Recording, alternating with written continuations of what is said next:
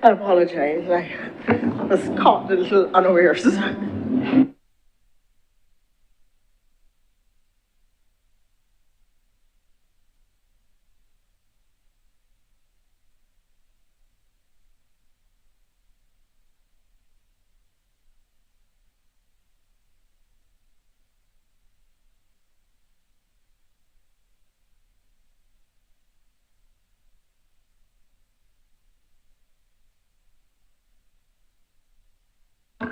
Speakers, I'll start. Senator the Honourable Kevin Boyce. Thank you, Madam Deputy. And first, let me start by commending you, as I did personally, and let the Chamber know that I believe that what you delivered earlier today was a very statesladylike presentation. It was in keeping with the topic at hand and demonstrated that when it comes to certain areas with regard to discussion, we get above the partisan positions. I would wish to join with the government and the opposition in expressing our solidarity with the people of Jamaica. Just last week we were here debating regional movement and all reiterating our ties to regionalism. It seems we're now in a position where we have to put our money and efforts where our mouths were last week. So let us see how that is done. I listened to the leader of government business while giving her presentation with regard to the topic at hand. And I was very keen in the area that was addressed, which is the question of public perspective. And I agree that when interacting with people who tell you what they think you're doing and who tell you what ought to be done, you are forced to recognize that there is some distance between what is believed to be the objectives and activities of the upper house and what actually is mandated to be done. For example, the recent election of our next head of state. I was interacting with someone and the person asked me, well, why don't I have a vote for the president? I explained the difference between our system of government and what you have a vote for and what you don't have a vote for. And after the conversation, I believe there was some understanding, even if grudgingly, to our concept of a ceremonial head of state. But when people are educated and are getting the knowledge as to what they do from other sources, they believe a president is a president. So therefore, if you elect a President Trump, and you have a president in Barbados, why is there not an election? So I agree with the leader of government business that education is important as to how we get the messaging, ethics, social media, less is more. We have to reach people where they are. A lesson I am yet still to master is that the person who is talking is responsible for what the person who is listening hears. And that's a hard lesson, but it is so true. Now, there was a time you turned on the TV and you had characters like Giggard and Boo, I believe, who were able to convey topical issues in a way that is related to everyone. But time has changed. I had a conversation with my mother up to last night about allowing my daughter to watch news. And my mother was saying, but when you used to watch news, you were able to go and argue certain points. And I didn't tell her, but in my mind, I was thinking, but news is so different now. News is so different than what you see.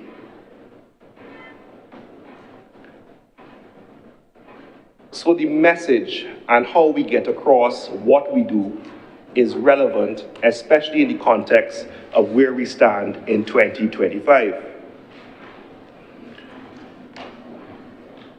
I also listened to your presentation, Madam Deputy President, in relation to the concepts which the committee who dealt with the proposal that we are now discussing considered the position with regard to national MPs. And I do agree that there has been a conflation with the job of an MP with that of the government. But I believe that there has been a conflation of the roles. We have ministers who are seen to be front and center dealing with issues. Some career civil servants will say, but that's the job for the civil service. We have this conflation. We like to see, quote unquote, boots on our ministers while they're out there doing things in heavy rains. But is that the job for the minister? So the optics will get conflated. So people will pick up the phone and call the minister, and some will say that is what they should do, and call their MP. So I wish those who are involved in that the best of luck.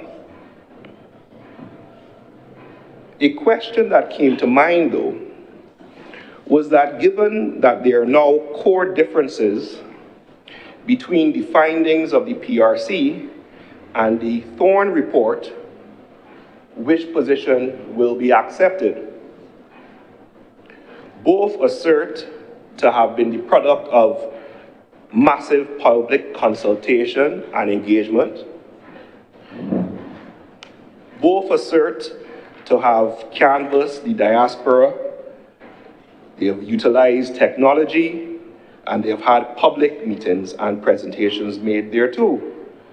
And both have been paid for by taxpayers' dollars. So what do we do with these conflicting positions? And conflicting, well, let's put it this way.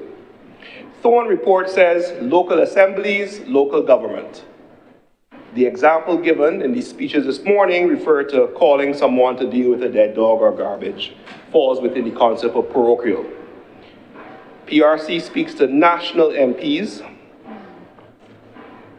PRC, I believe, also has a top-down focus. Let us restructure how the entire parliament is done, while the Thorne Commission has more of a bottom-up community action, local government.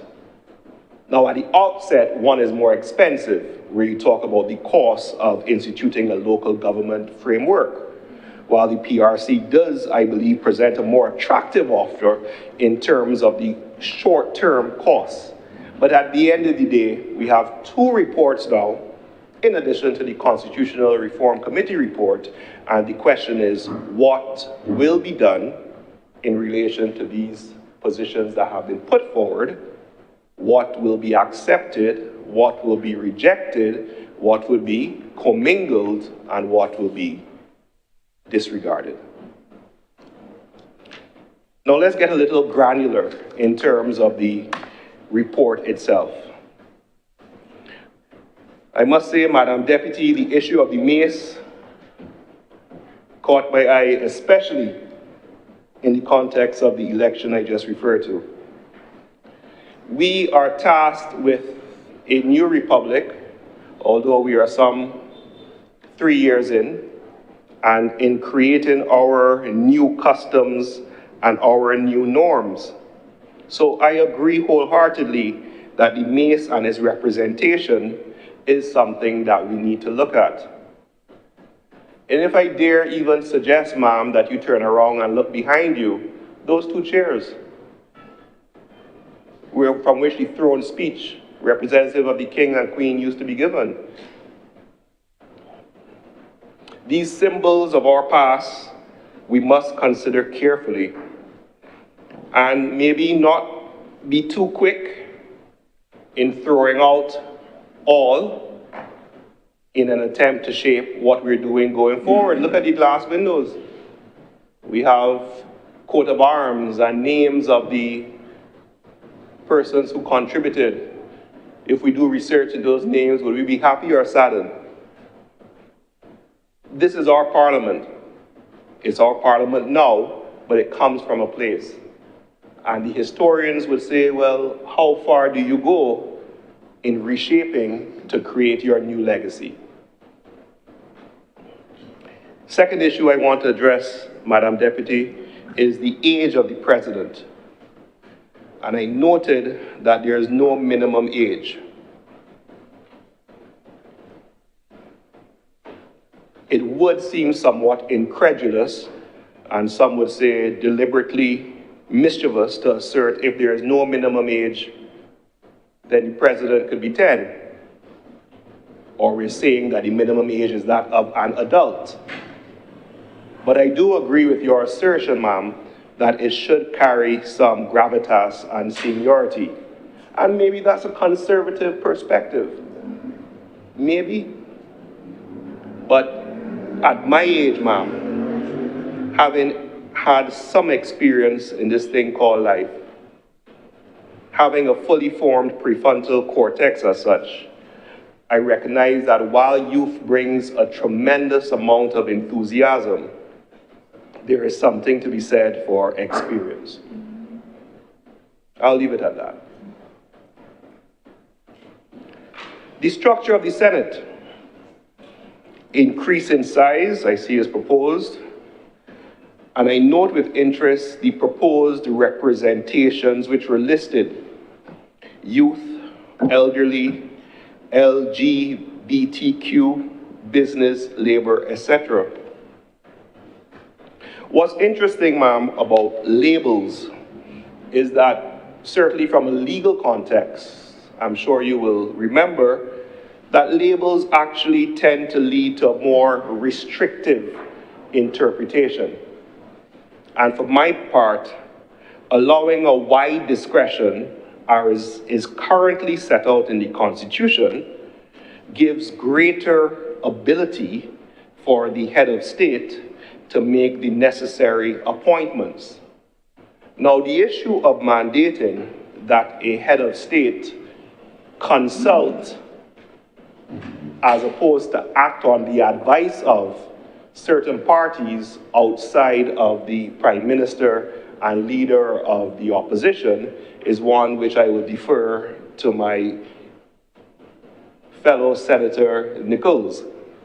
But I believe that there should be a caution in mandating who our head of state seeks to act on the advice of. Secondly, utilizing wording which sets out certain categories to be considered, I believe would lead to a more restrictive position than it is currently stated, because as said, it is said, I'm referring to 36(4) of our Constitution, ma'am, 7 senators shall be appointed by the Governor General, now President, acting in his discretion, by instrument under the public seal to represent religious, economic, or social interests. Now, these are quite wide, ma'am, and I dare say that social interests can capture the definition of what is proposed. And it goes on, or such other interests as the Governor General considers ought to be represented. And then going on, that before appointing any person under this subsection, the Governor General shall consult such persons as in his discretion he considers can speak for those interests and ought to be consulted.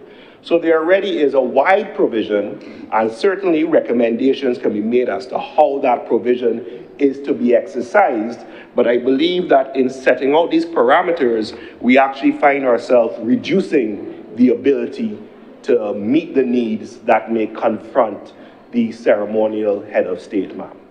There may be a time where, as I believe you did indicate in the presentation, that due to a change in the nature of the cyber policy, you may need someone who has an interest in AI or matters related to computers. So for things like this, I believe less is more in terms of the discretion to meet the needs that present themselves, ma'am. I also think it's important, as one of those who was here from 2018 and whose tenure is coming to a close, to reflect on the work that was done by the independents. those persons appointed under the same section I just referred to. And I think it's a testament, Madam Deputy, that in those unprecedented times, I believe the wording used in the report reflected the 2 general elections, unprecedented, that we found a situation where the Constitution, as it stood, allowed for the governance of the people to go forward, allowed for voices to be raised in criticism, allowed for the government to respond fiercely to defend its policy position, but allowed for the engagement of the public in a method that I believe contributed to validating our democracy. And I say that fiercely and proudly. When there was no opposition, Madam Deputy, I guess there was no one else to turn to for the government to express its ire with regard to voices raised expressing concern. As you said in your speech this morning, you should be allowed as a Senate to say, hey, this is a perspective that we have. Indeed, I, and along with the other members of the Independent Senator Caucus, have been accused of supporting the government too much and then accused of supporting the opposition too much. So I think we have done an excellent job by having the audacity of independence, which I believe was an article penned in 2020, where there was again a disagreement with regard to a position taken. How dare we? How dare we? But at the end of the day, the results speak for themselves. Government has been allowed to have its policy, questioning has been done, and the government, to its credit, when the public sentiment is there and the questioning has been validated, has modified its position. Our system worked. There's always room for improvement, but I think we can look back for the past 7 years and have a clear and present example of the functioning of the powers of Parliament, ma'am. Technology. I have spoken on this prior, ma'am, and the concept is we need to do more than we currently are. We learned some hard lessons in COVID. We were having meetings of various committees. We know the lower house allows for meetings to be done virtually. We need to amend our standing orders for us to meet as a Senate with restrictions so it's not abused in a virtual manner. That's a low-hanging fruit. I know Minister Reid is chomping at the bit to unleash his resources, and we'll have to probably restrain the enthusiasm, but we can certainly do more to allow the business of the people to continue unabated. Let us embrace the technology. I keep repeating it. We learned hard lessons when we had no choice. When we had no choice, we did what we have to do. Why are we reverting to the norm? I thought there was a new normal. Well, no, we're back. Return to office. We need to be able to embrace what we have learned.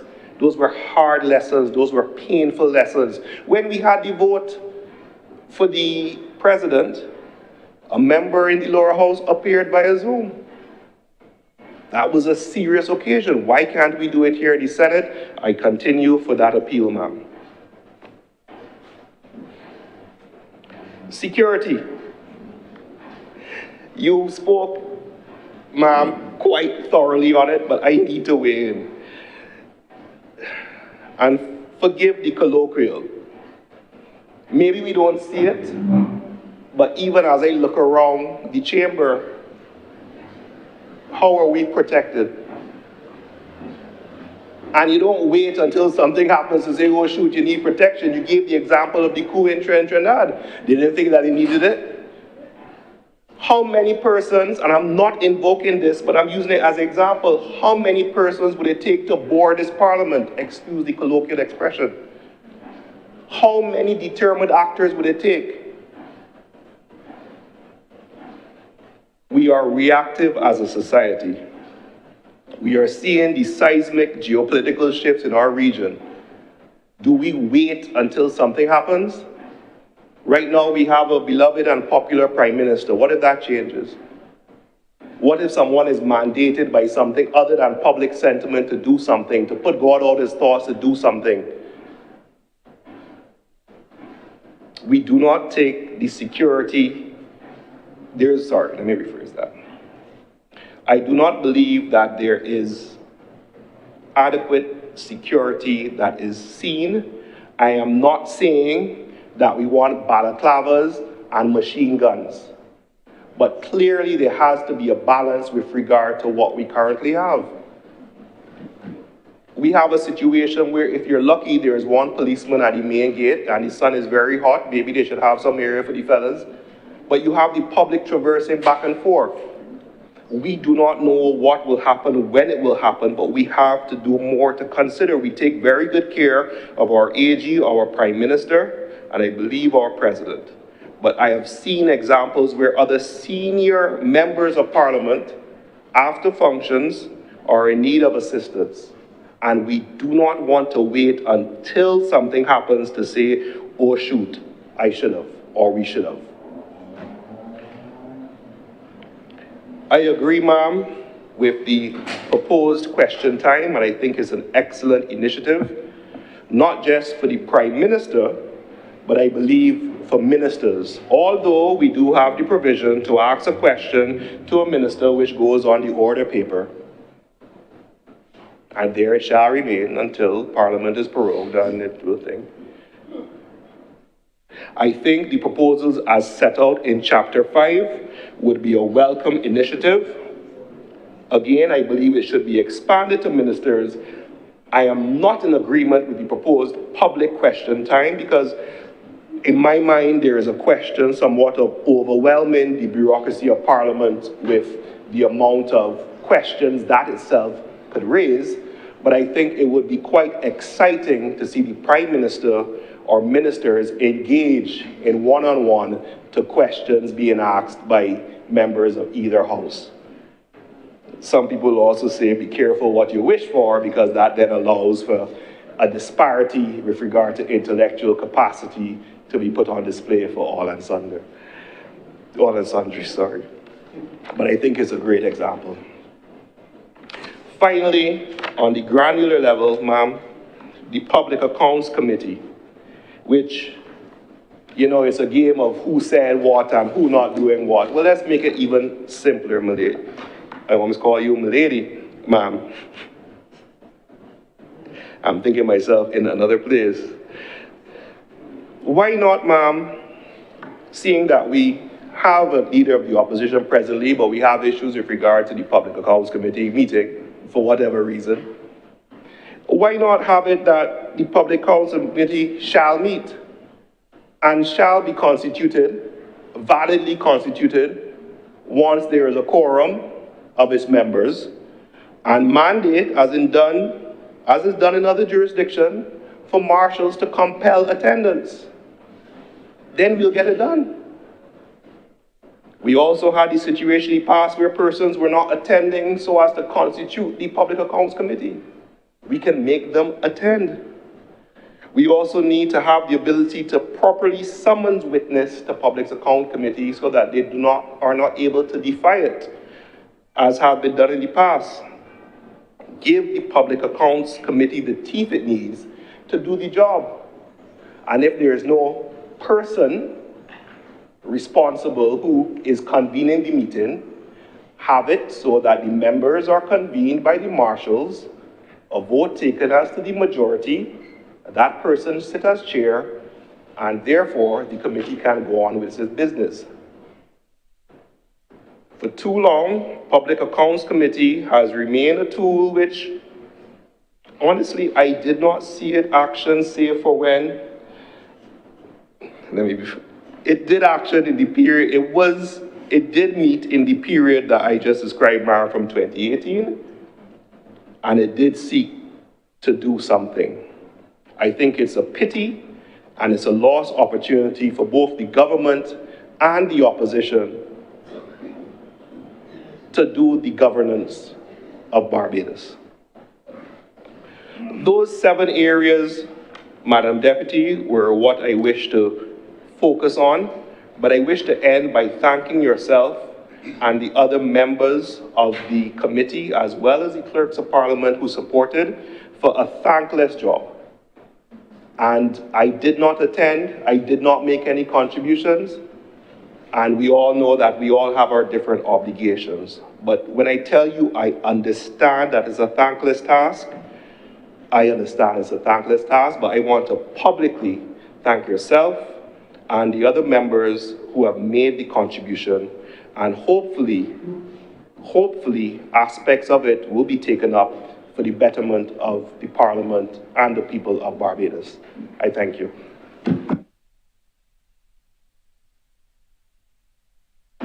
Thank you, Senator Boyce. Speakers, please.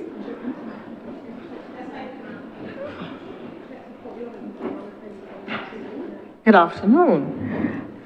Speakers, please.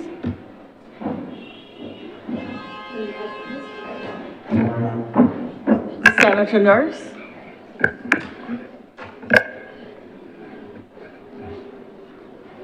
Thank you, Madam Acting President. This legislation does not recommend, in my view, anything which is earth-shattering or difficult to understand or to relate to. And I suppose at the end of the day, what is recommended doesn't, in a lot of cases, make any fundamental changes in how we operate as it is. So perhaps we can say the Westminster system, which basically is what we have based our procedures on, seems to be working reasonably well for us. And I think that one of the things that what you could suppose be some fundamental changes would be the makeup of the Senate.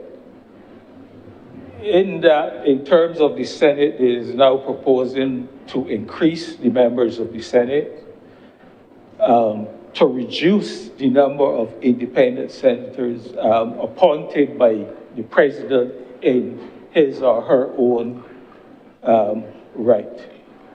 And I have no great difficulty with that. I have always felt that the Senate should be representative of the various activities which constitute the society.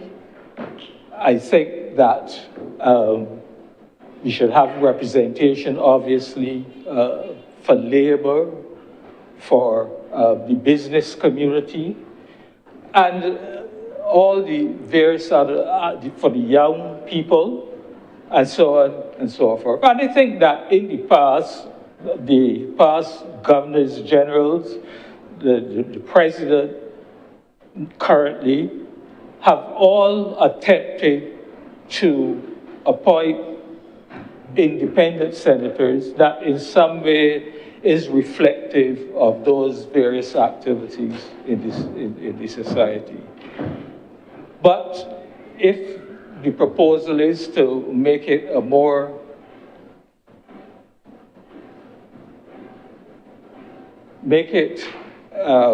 more a fixed kind of arrangement, then so be it. I have no difficulty with that. I think that one of the things which I didn't see considered, maybe I missed it, but at the end of the day, I was wondering if it was at all possible that overall the Senate could be more reflective of the voting patterns of the electorate. Not suggesting, so don't get up and accuse me, but not suggesting proportionate representation, but at least something which is more reflective of the voter patterns. So if you look at, let's say, the voting patterns since independence, for example, you have had situations where one party may end up winning, 27 seats and the other party 3 seats. And yet, at the end of the day, when you look over all the elections over that time, there isn't always a significant difference between the total votes cast for the winning party and the total votes cast for the opposition. And if you look back, you see that the winning party would perhaps get 52% of the votes, the losing party perhaps 42%, that sort of thing. But yet, of course, because we use the first past the post system, one side could end up with, nearly all the seats. And just wondering if is that really reflective of, that is definitely not reflective of what the voting population would have voted for. And so I'm just wondering if maybe it couldn't have been possible to look or to consider how you could sort of make that adjustment to be a little more reflective of the overall voting patterns in the community. Madam President,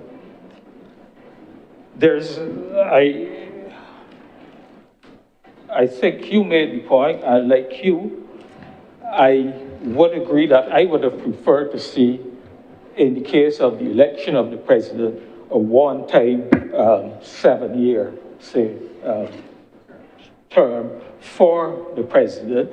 And also, I totally agree with the idea that we should be looking among persons of I don't want to say senior, but but an age of, I didn't necessarily want to pull a number, but let's say of age over 60. And my reasoning is very similar to yours, because I would not wish to see that you elect a young president, for example. After 7 years, the president is still maybe in the late 50s or early 60s. And then they have to maybe looking around to find some sort of employment to keep them employed until they reach a real retirement age. And we have to make sure that we treat our presidents with that kind of dignity that is avoided.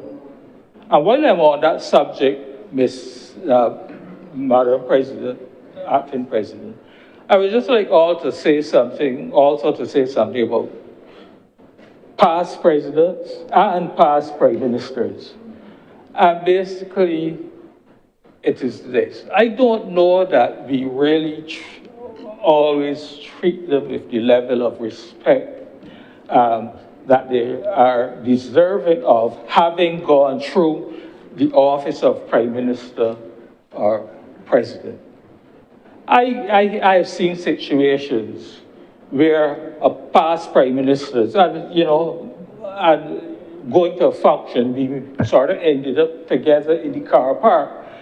And, the past Prime Minister having to, look around for somewhere to park, for somewhere to park. you know, the security didn't even know who the individual was. And I think that perhaps it is time that we consider that for their lives, that some level of,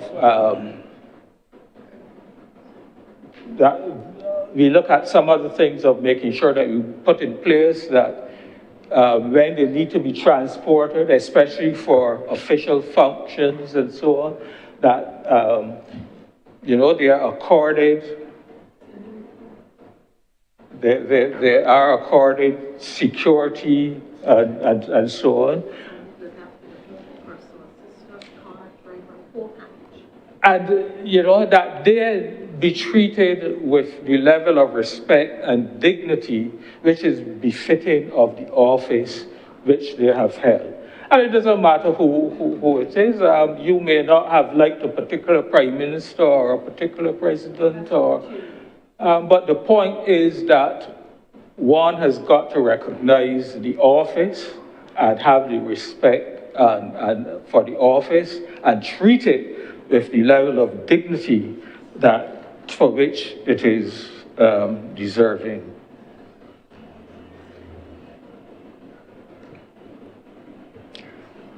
Another area I just wanted to look at, mention of course was made of the provision for a subvention for political parties. And obviously, I agree there has to be some conditionalities attached. You can't just set up I'm reluctant to say a fly-by-night political party and then expect to get 250,000 or 300,000 or whatever the subvention is. But the point,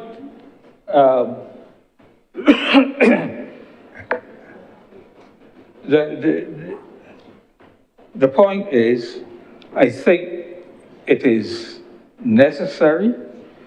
I think as long as it is a properly functioning political party and making some meaningful contribution, they should all be, and of course, having had representatives in Parliament, they should be entitled to the subvention. But while I'm on that subject in terms of financing of political parties, one of the things that I would really like to see is that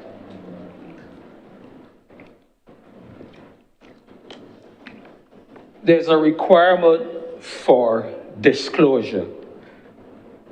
Requirement for disclosure by the private sector, by the business community, in their annual reports and accounts of contributions to political parties, whether it be in kind, whether it be in cash.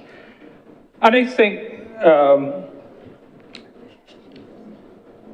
too often we may be wrong, but there's always that belief that if a particular private sector company or individual makes political contributions, that there's some expectation that they are going to be rewarded by way of, you know, contracts or special treatment when it comes to services. And so I would like to think that we need, in this day and age, to be able to get over that issue, to be able to create that level of transparency which gives the public a little more confidence and trust in our elections, and that we would see that not as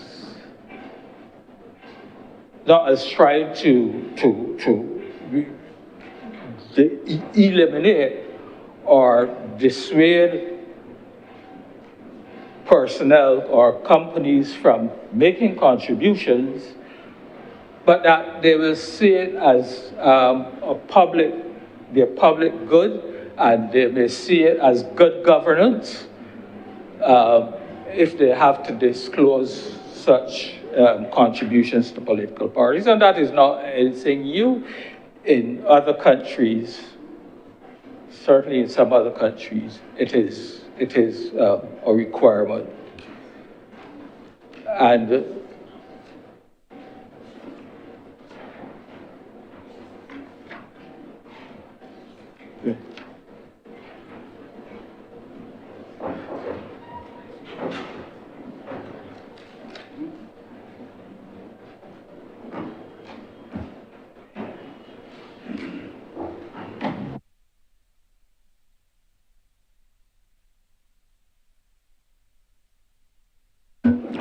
Thank you very much, Madam Deputy President. Senator Nurse, please continue. just moving on, the Public Accounts Committee, I believe it was mentioned here as well. But one of the things I would have liked to see is if there's any way of reconstituting that committee, which makes it possible or compulsory perhaps that this committee meets on a regular basis. And I am not into anything about it didn't meet, or all I am saying is how can we, as we move forward, try to get this Public Accounts Committee to be more functional. I think it is a key and important committee, and it needs to be able to work. I remember in 2018, when there was a new administration in place, one of the things we found is that we couldn't, or most days the Public Accounts Committee wanted to meet, you couldn't get a quorum. We agreed to change that to allow persons being present by way of Zoom. But there was a stipulation that there had to be at least 3 members physically present. And you know, Mr. President, even with that change, we couldn't get three members to turn up. I remember several Fridays, because the committee tended to meet on Fridays, where I would turn up and the chairman would turn up, and we would sit there for about an hour and a half, and we couldn't get one more person so that we could get the 3 people required to be to carry on the work of the committee. And I don't know if there's an easy answer to it, but certainly I would have thought that there could have been some recommendations which could have made that committee's work more assured. And I think that in line with that, the Auditor General, who is also in a way a part of that whole committee, I think we should, I know that in the new Finance Management Act, which was recently in 2020, I think it was, 2019, you know, we sort of upped somewhat the powers of the Auditor General, but yet we see every year the same comments virtually, the same reports. You can't get responses on a timely basis. You want to issue his report, but you know, you send it off to a particular ministry and they don't respond. until after he decide, well, I have to issue my report, and then you suddenly get some sort of response. But it has to be, I think, a little more rigorous, and the Auditor General needs to be able to enforce the rules so as to get the people's work done and to make meaningful reports. And don't, after he issues a report and then somebody accuse him of he didn't ask for a report, or he didn't get a report from us or a comment from us.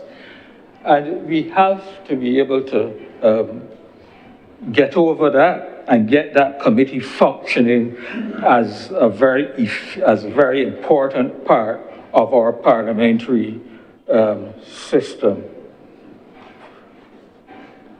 The other thing I would just like to touch on is that as independent senators, we on this side always, and I believe the opposition suffers from it as well, we get the legislation, we get the bills, which are going to be debated, but we really don't have any support. I suppose as the government members, you may be privy to the cabinet briefs or whatever, which helps you to understand. But there's some legislation which can be technical and which really would require us as independent senators being able to consult with maybe some legal specialist or technical person to better understand what the legislation is and to make, more meaningful debate and comments.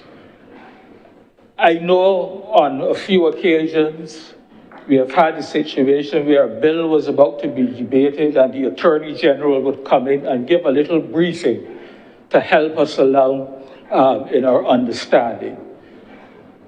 But obviously that's not a job for the Attorney General, and maybe a more structured system where we have someone or someone's assigned from the CPP office or somewhere that we can connect to and consult and be able to get some of the answers on issues which we would like to raise before we actually come here to debate.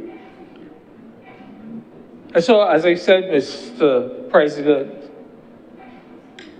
those are just a few of the little comments I wanted to make. I don't find anything, as I said, earth-shattering about the recommendations.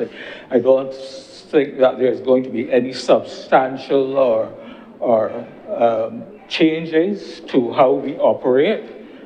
And I would just trust that as we move forward, that whatever additional changes we agree to eventually when the various legislations come, that it will all assist in making us a more efficient and more modern and up-to-date parliament.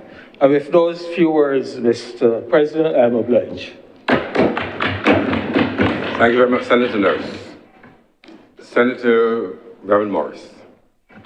Thank you very much, Mr. President.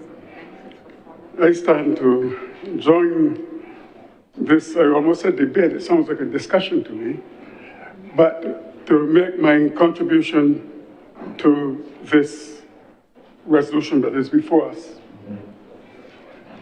Sir, when the Deputy President spoke and she quoted her Latin, I said to her at the break that having explained it, she could have taken her seat because in those few words were encapsulated the whole idea of this discussion that we are having. And because of that, sir, I want to say that I stand proud today in this honorable chamber to support or to make my views known on some of the recommendations by the commission. Sir, do you realize that this parliament has existed for almost 400 years, and only 74 of those years were used to benefit the majority of the Barbadian population, out of nearly 400. I think next year we are celebrating the 75th anniversary of universal adult suffrage, and I hope we can have a massive celebration, because in my view, as I have said before, that is the greatest thing that happened in Barbadian history. So I've listened, I'm on 2 call-in programs. I listened here this morning as well, and I heard over and over that we needed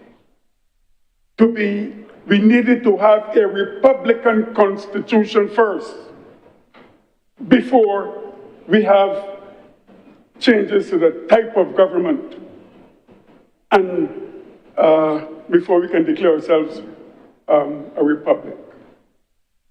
So that is not true. It's not true. Because, first of all, we have to define what we mean by republic or by Republican. And those of us who would have done a little political philosophy would know full well that Thomas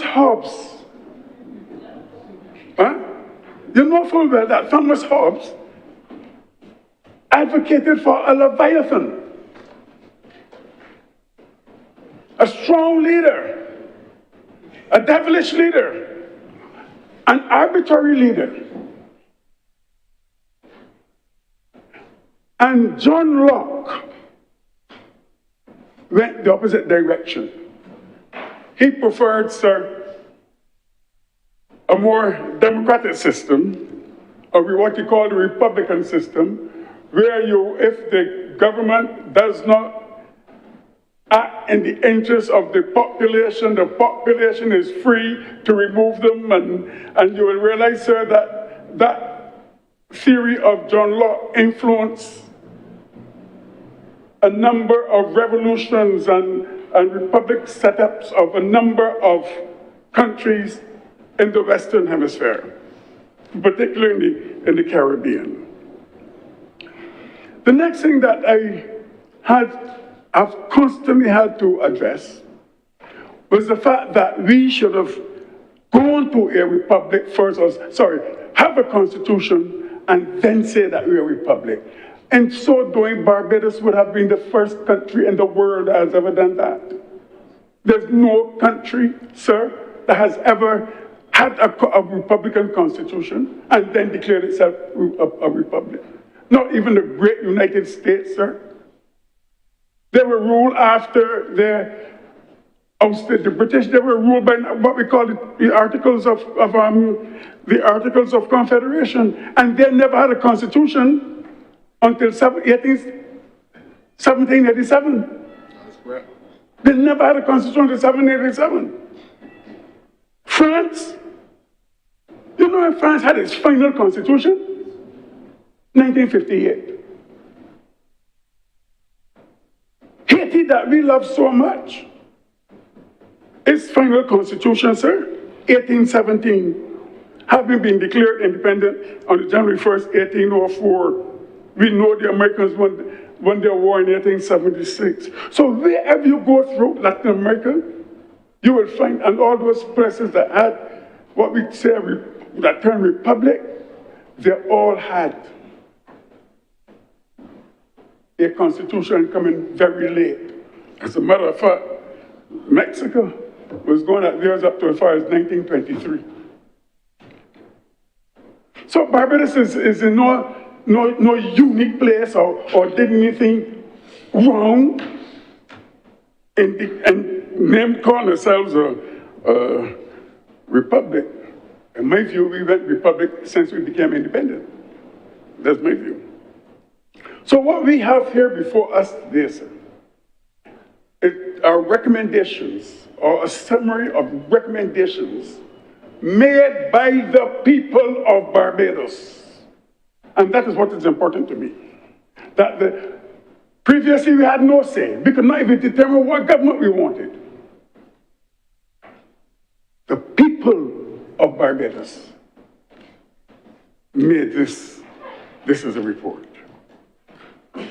Sir, there are certain things I like in it. For example, when I read through it, I can see all through it the mechanisms for protection of democracy, and I'm going to get to that a little later.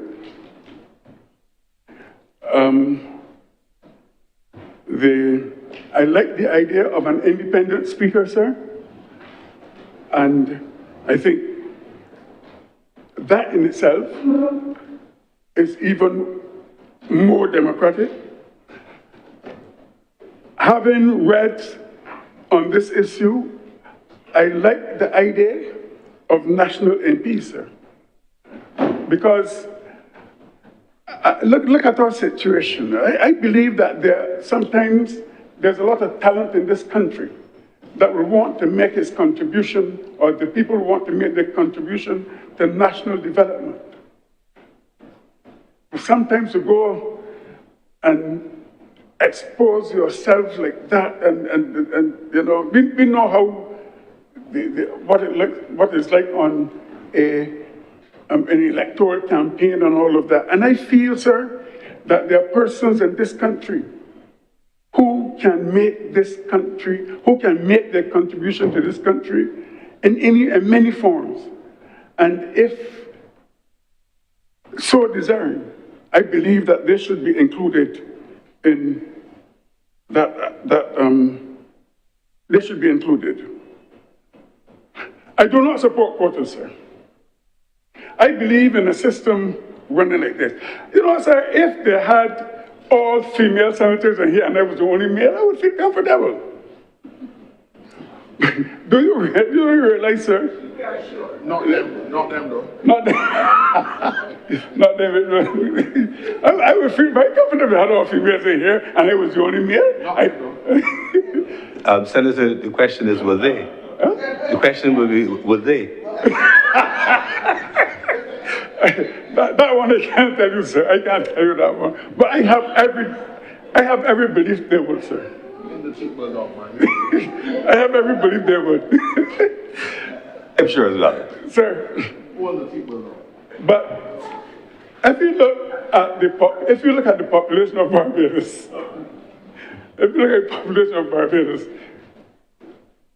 there are more females than males, you know. There are more females than males. There are more females in almost every institution in Barbados than males. Even in terms of constituency branches, there are more females than males. And it is easy. Suppose all the females in Barbados in every branch decide that they're going to support a female. Then we have almost a female parliament. But there was an issue, sir, I read in a book by Dale O'Leary. It is called The Gender Agenda, in which she attended the 1984 Women Conference in Beijing. And that whole issue of quota for females came up. And it was adopted, I think, by Brown's University, in which if a particular discipline did not have 10% females, that it would have to go. And I'm sure, sir, that it happened to the football team, and for a while, Brown University did not have a football team because there were not 10% females in football. So sometimes we have to let the system work itself out, as opposed to as opposed to trying to install quotas. Sir, I read a book by Walter Brigham. It is called In God We Trust. And he believes, sir, like I do, in large governments, in large cabinets, because the smaller the government, the smaller the cabinet, there's a tendency to be more corrupt. That is his view. But when we examine, sir, today's world, and so many issues to deal with, so many areas to cover. So about, was it, Mr. 10? Not 10, because I was just the other day. 20 years ago, we did not need a minister for the environment. We did not need anything about climate. There were so many things, but now they are here. And we need them. And I believe, so the thing is that some of these areas are so massive that you cannot even adjoin them to another ministry.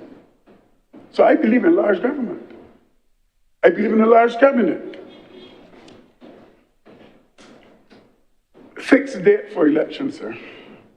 I was surprised, to be quite honest with you, and hearing that coming from the presenter for the opposition. Who's not in his seat. Right? Who's not in the seat at the moment. As usual. But I was surprised in hearing that coming.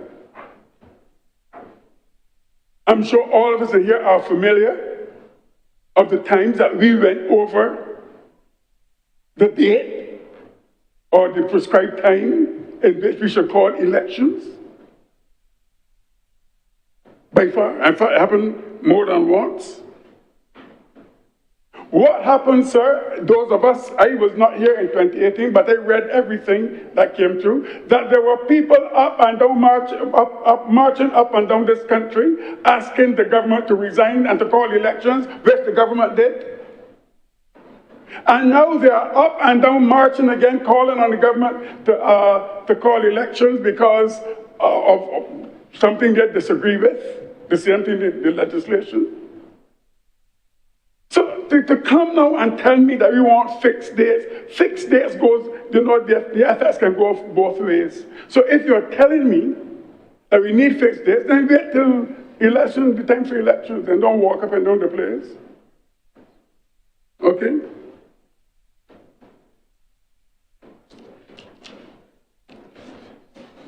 Sir, I'm more interested though in the system of government or the type of government. And what I believe, sir, as we talk about republic, we talk about all of these things. I prefer, sir, and I'm sure that you know that this does not originate with me, but I believe, sir, in covenant, not Republican, not communist, no, I believe, sir, in covenant. With all that is happening in our society, sir, and I'm sure that you know, sir, as I said, I'm a disciple of Jonathan Sachs. And you probably know who else as well. But I believe that the time has come for us to move beyond the language of law into the language of moral imagination. We are seeing a number of changes in our society. Things that are here now, were never there before. Things that we have to deal with now, we didn't have to deal with before. We talk about the crime rate. We talk about the value system. And I believe, sir, that that time has come. Because Hobbes, Locke, Montesquieu, Voltaire, Rousseau, all of them, sir, propose social contract. All of them propose social contract. These are legal, they're transactional, and they're conditional. I do not pretend to be a lawyer, sir. But what if we, what if the renewal of our societies cannot be found in contracts alone? What if we can consider values both at the political and at the civil levels? What if the deeper glue of civic trust lies in something older, something richer, and something more binding? And I speak, sir, of covenant. Covenant. A covenant, sir, is different from a contract. I may be entering some grounds that are not, I didn't study in terms of law, but I did the mother and father of all disciplines, that is history and theology. Economics and maths, and them came later. But a contract, in my view, is a mutual exchange of goods or services. It is transactional, it is all self-interest. You do X, I do Y. If you fail, I withdraw. Contracts are enforceable by law, and it ends with the terms when the terms are fulfilled. No, I'm not saying that they are not essential, because contracts protect rights, they regulate markets, enable cooperation among strangers. But in my view, they are no longer enough to sustain a society. We're talking about education reform. We're talking now about climate. All of these things are with us. And I believe the type of government that we need, one that will address these areas from a covenantal perspective. We need, as well in this society, that moral bond. A bond that is not identified by interests, but it is about identity. It is about promise made not for advantage, but for belonging. I believe, sir, that even in terms of our system and type of government, we need a covenantal approach. In our politics, we need that. You know, sometimes we put a lot of trust in systems, but we don't trust one another. We don't trust one another. And everybody, I'm sorry, not everybody, a lot of people in this country are crying out about their rights, and their rights. But how many of us talk about our responsibilities? We have laws, and we make laws in Parliament. But there's no loyalty.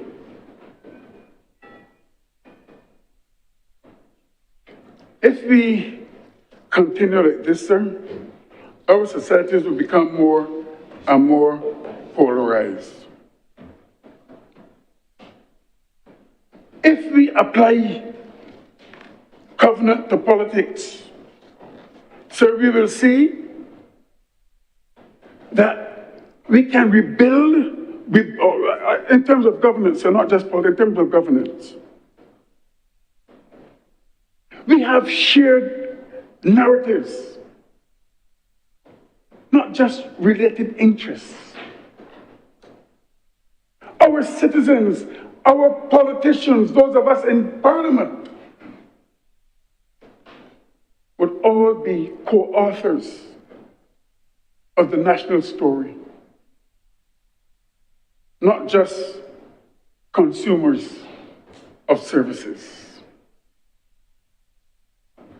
Covenant, sir, is not about what I get, but what I give. How do we apply this to things like education? These are the things that I feel we need to look at. We can move from curriculum delivery to character formation. We complain about the crime in the society. Let us do something about it. The system of government that we apply. Teachers should not be just employees, government employees. They should be moral exemplars. Students are not just students or clients. They are citizens in training.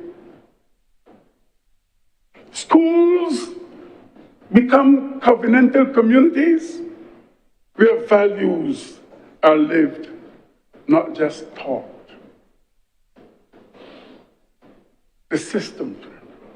And as we're here debating or discussing this report, sir, you know how I know that this report goes along that line? Because when I look at it, sir, it talks about accountability procedures. Accountability procedures. Right down from the progress reports on legislation, regulations committee, question time, prime minister's question on the paper. All of these is about being accountable. And that is what covenant calls us to do. I can go on and talk about justice, climate justice. I can talk about all of these things. But in my view, this report speaks more to a covenant than a contract. And sir, I would want to support the recommendations there. I thank you, sir. Thank you very much, Senator Reverend Morrison. Senator Malado. Thank you for recognizing me, Mr. President. I'll be very brief. I guess I approach this maybe the same way, but maybe differently to others have approached it. My question would be based upon my limited experience, now coming up to 4 years, as being a member of this Senate. Where have there been areas that I thought we could do better, and therefore, in the parliamentary reform, where the areas would be that I would think that I could make a more valuable contribution or be more useful to the people if these areas of friction were removed. And I only really had 4 in my mind. But before I get there, I would be remiss if I did not comment, first of all, with how our last speaker and our deputy president, how they started. I have to say that I don't necessarily agree. Perhaps I also would disagree with Senator Boyce when he refers to some of the things of our colonial past. So it's not a big issue to me, but I just want to give a different perspective that sometimes maybe I can give. I believe in about 4 weeks we will celebrate 59 years of independence, or 59 years. The chorus of our national anthem, I will not attempt to sing it. I was told by my music teacher at Harrison College that I should just move my lips, nothing should come out. That was the best. But towards the end of the chorus, if I will read the whole chorus, we loyal sons and daughters all do hereby make it known. These fields and hills beyond recall are now our very own. We write our names on history page with expectations great. Strict guardians of our heritage and firm craftsmen of our faith. Sir, those words mean something to me. And I don't think that erasing symbols or the whatever of our past is ever going to change it. We must be strict guardians of that history. Recognize it for what it was, as painful as it might be. But now, after 59 years, we must be firm craftsmen of our fate. And this Parliamentary Review Commission is doing exactly that. We want to be the firm craftsmen of where we're going. This Honourable Chamber, the other one, they have served us well in many ways, but their time has passed, so now we change it. But to change it doesn't mean to throw it out. So just as that was a bit of an aside to me, because I really wanted to say 4 things. The 4 things, sir, that I found were difficult for me as a senator in here. Number 1, remote attendance. I'm glad to see that that is addressed. I think that I agree completely with the comments made around, and I believe it's in the report. A quorum is a quorum. But once you have a quorum with people physically present, others should be able to join remotely and contribute. I travel a lot in my work, and many times I regret that I am not here and I have something to contribute, but I'm not able to do so. So I'm pleased for that. Second thing that I think would have helped me and will help me in the future is the availability of some resources to help with some research and so on. We have to do it all on our own, and I am not a lawyer, and I don't have a team that can do that. But I luckily, some people do help me, but it would be great for others, other independent senators, other senators to have. This is a big job that we do, and it takes a lot of research sometimes, and having some help would be great. The third area that I would point to is the consolidated laws. That is mentioned in the report. And sir, that is of great trouble to me. Sometimes I really don't know how to read it, because you read the original law and then there are 3 or 4 amendments and you got to try and overlay it, and you can never quite get it right. And so I'm really glad to see that they've recognized in this report that that is really important. And of course, I doubt it would be called the Malaloo Amendment, Madam Deputy President, but I'm very glad to see that there is recognition that there could be, coming from somewhere other than the government side, reasonable proposals that should be debated within a reasonable amount of time and considered. If we are going to be an inclusive group, I think we should do that, and I appreciate what is there. So I will end, sir, with my comments, though, by asking a question. Throughout this document, there is lots of reference to integrity and the need to build that into the review that we have. And sir, I'm disappointed that on the 16th of August 2023, we debated and passed a landmark piece of legislation called the Integrity in Public Life legislation that addresses many of these weaknesses that the Parliamentary Review Commission have identified. But we passed that on the 16th of August 2023. And to my knowledge, I have seen no evidence of any implementation of that law. And therefore, I will just end my comments today in support. I thought this was an excellent report, congratulating all those people who contributed to it. Like Senator Boyce, I was a spectator to it. I did not contribute, because I think there are some very, very smart people who have, and I appreciate all the work that they have done. But I would end with a question, which is, when will we see the Integrity in Public Life 2023 Act passed on the 16th of August 2023? When will we start to see that being implemented? With those few words, I'm obliged to you, sir. Thank you very much, Senator Malaloo. Senator King. Thank you very much, Mr. President. I too, like senators before me, would like to congratulate the committee for the work that they've done. There are a number of things that sit extremely well with me, but I'm going to touch on 3 things which I believe are linked when you really take a deeper dive and you look at them. One is going to be the ability to have dual citizenship in order to be in these chambers and to do things like that.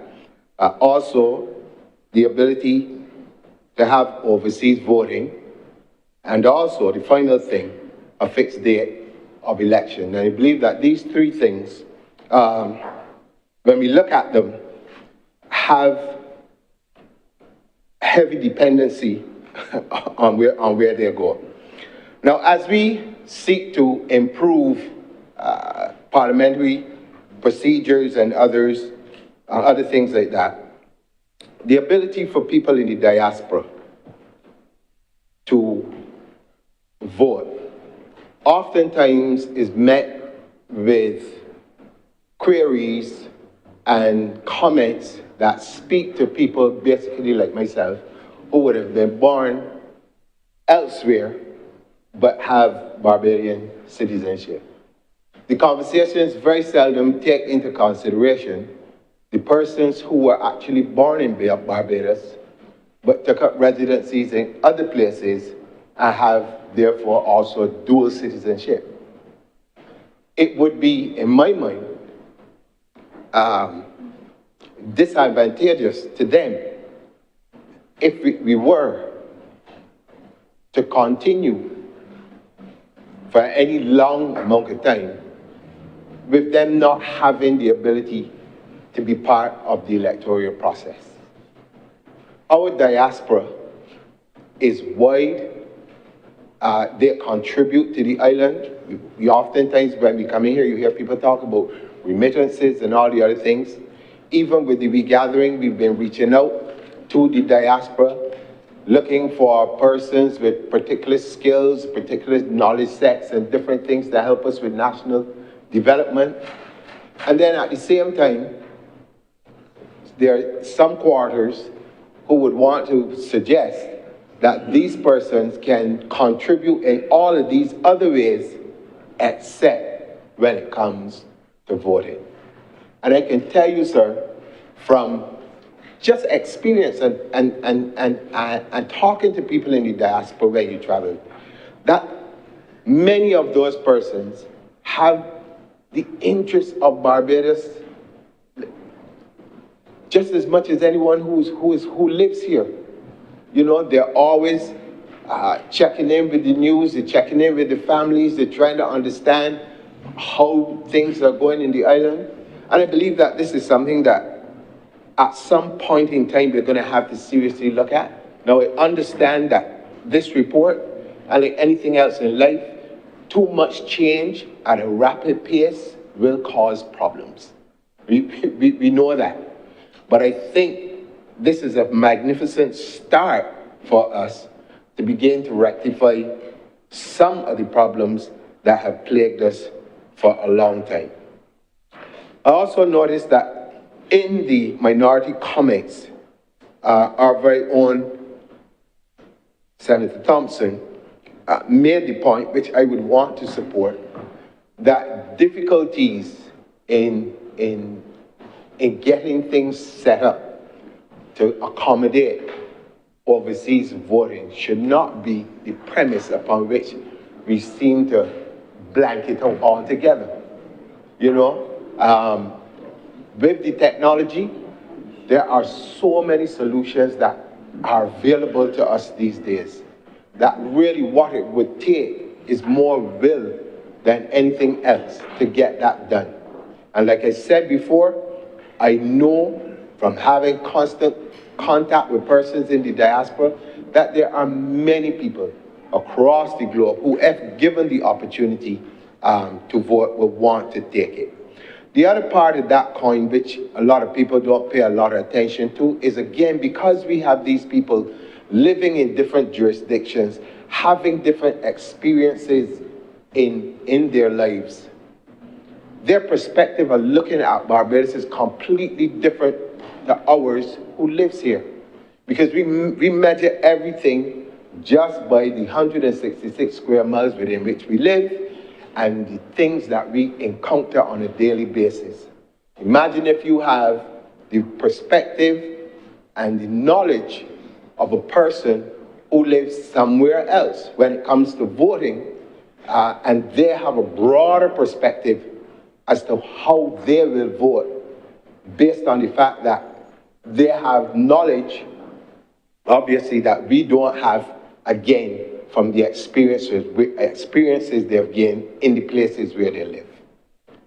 I think you can only be better for having that kind of expanded base. And oftentimes, a lot of us are still stuck in the place where you hear all the time, especially when elections come around. You hear people say things to suggest that, oh, my grandfather was a this, or my grandmother was a this, and so therefore I am a this.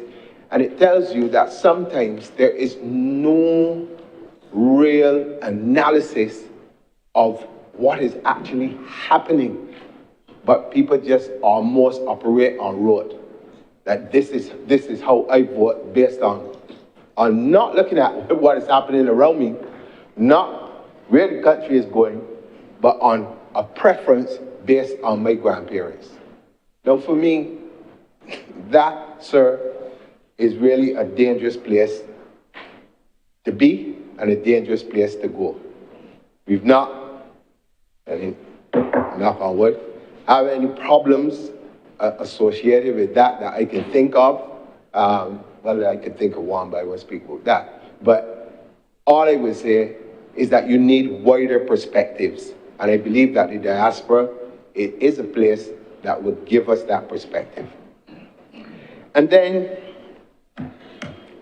I come now to the fixed date for elections. This might be very difficult for a number of people to understand or to even accept, but I believe that human beings, for as long as I've been alive, have shown that they like a certain amount of predictability.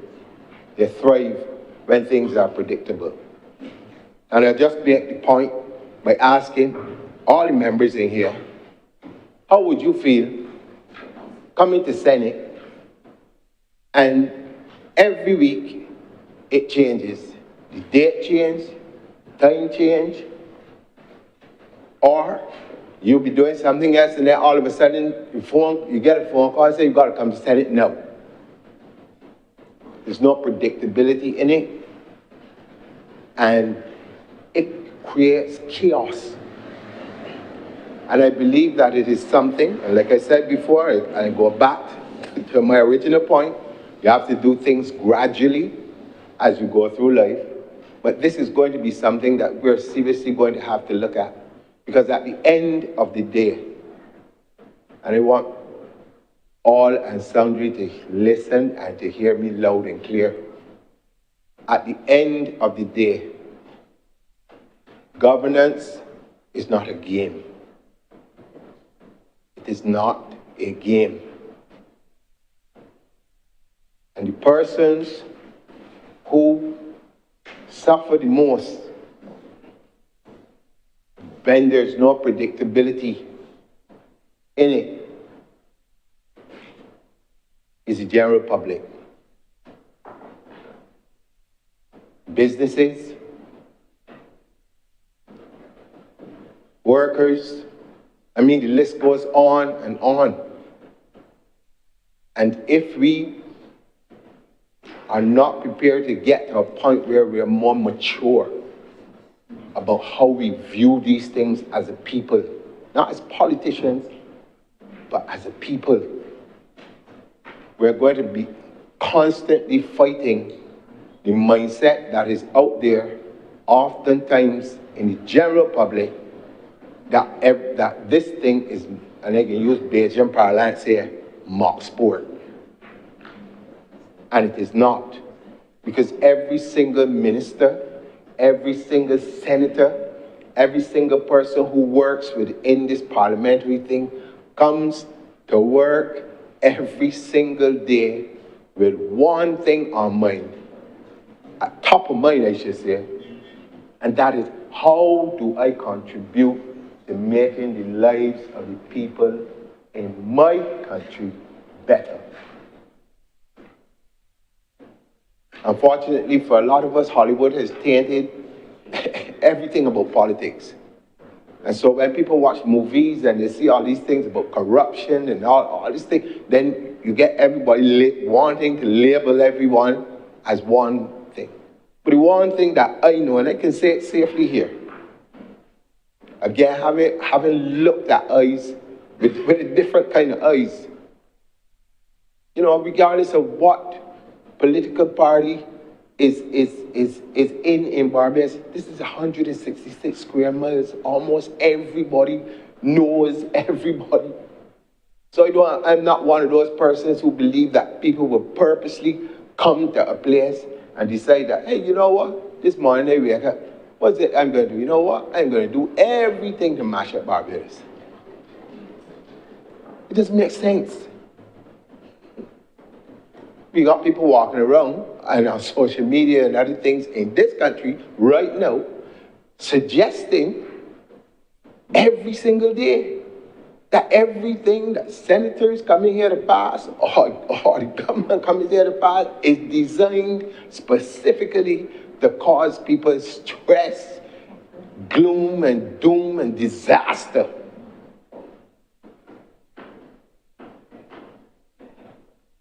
And when trust is eroded in the system and in the people who put themselves out there to be a part of that system, the consequences, as far as I can see and as far as I know for my 61 years on this planet, has never been good. Has never been good. And so it is important that when we look at this report and the recommendations that have been made, and I go back again to the point I made very early, I understand that we can't do too much change too rapidly, but you have to seriously keep a number of these things which we haven't seen fit to support at this point in time. We have to keep them top of mind as we go forward with this process. Life in itself is not stagnant. There's always going to be change. There are always going to be better ways that we can do things. But again, I don't want to be long or to press onto this particular point, but I believe these three things are linked in a way, because there's no way that you can have voting overseas and elections are being called ad hoc like that, because the persons in the diaspora have lives to live and they have to be able to prepare and to know when this is going to happen. So with those few words, sir, I want to say that I support, and I really do, again, congratulate all of the members who took time out of their schedules to work on this committee. And I hope that Barbadians would take the time out to read this report and to continue to comment on it as we go forward. And with those few words, sir, I'm obliged to. Thank you very much, Senator King. Senator Maynard. Thank you, Mr. President. Mr. President, I too would like to express my sadness, as it were, about what has happened in our fellow CARICOM state, Jamaica. And my heart goes out to the people there. I will be making my own contribution, sir, and to call on us, all of us, to do the same. But there's hope.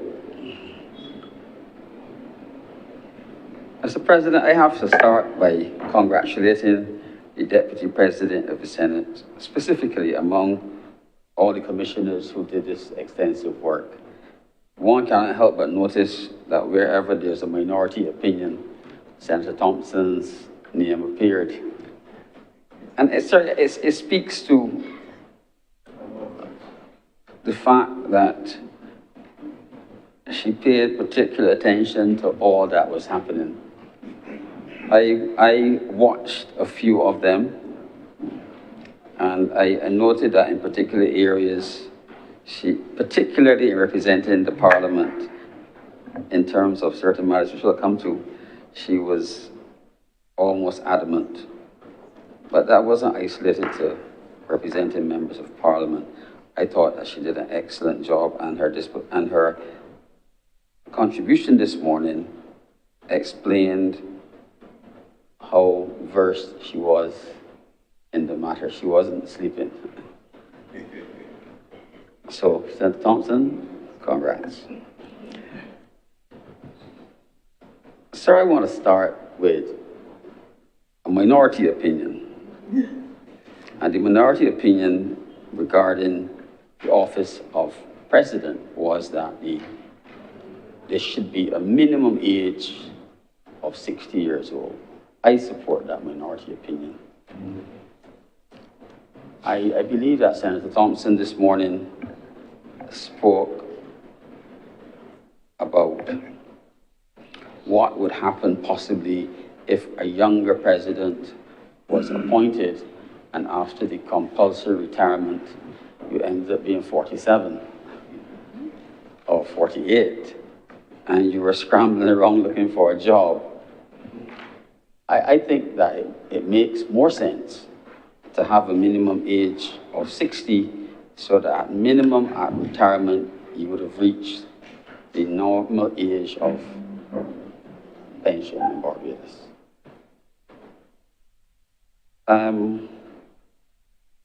I think also that a single 7-year term of office, which is also minority opinion, makes more sense. My eyes haven't been opened a bit than having 2 terms of 4 years. But I say that now, sir, that my eyes have been opened.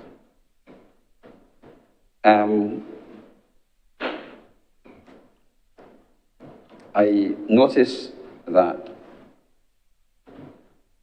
to the Commission's credit, they have strongly recommended that the President should have independent legal counsel.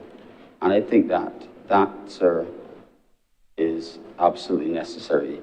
It is not expected, I believe, that every president will be capable of navigating all the legal challenges and have all the experience of the first president. And I believe that government would be well placed to provide the president with independent legal counsel.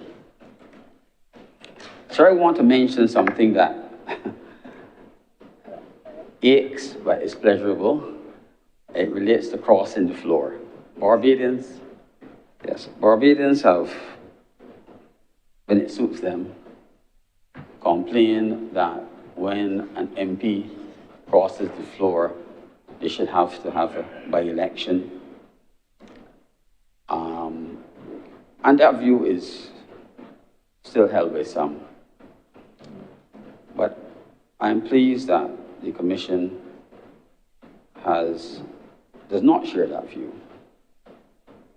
I think the public at the next round of elections will decide whether the MP is worthy, sir, of being re-elected. And I think I support that position. Government, sir, you will recall, has held the view that the age for entering the Senate should be lowered from 21 to 18. And the Commission is a view and it's a position that I support. And I believe, sir, that the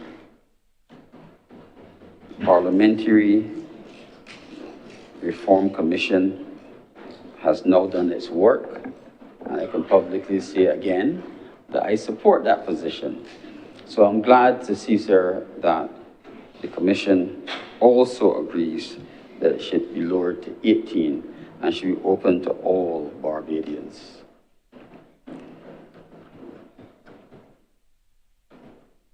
Sir, I noticed that the Commission has now ventured into an aspect of openness by suggesting or recommending that we should have question time. What a wonderful opportunity, sir. It should be really good, sir, to have a Prime Minister's question time, whoever the Prime Minister might be. So the Prime Minister could be asked appropriate questions and will give appropriate answers. And ministers, sir, and leaders of government business might not escape if the Commission has its way. I would be rather pleased about that, sir. And time limits will be set to answer questions, particularly about matters on the order paper. Sir, the Clerk of Parliament, or the structure of Parliament and the recognition of the work of Parliament, of the Clerk of Parliament, who the Commission has agreed would be called the CEO, and they've recommended that the Clerk of Parliament, not necessarily this Clerk of Parliament, should be graded in the public service as S1, which is the same grade as a permanent secretary. It's a special grade, and if you look at the workload of the Clerk of Parliament, then I think it's appropriate. But they've also suggested that since the Clerk of Parliament and the Deputy Clerk of Parliament are lawyers and have specialist experience in parliamentary matters, they should also be considered for appointment as senior counsel. And I think that is positive. Sir, the reform of the pension arrangements for parliamentarians is always a matter that the public sometimes have agitated about, and particularly the age at which parliamentarians are pensionable.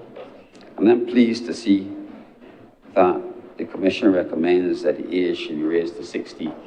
I do not believe there'll be any public objections to that by anyone. It brings it, sir, pretty close to the age for most of us of 67.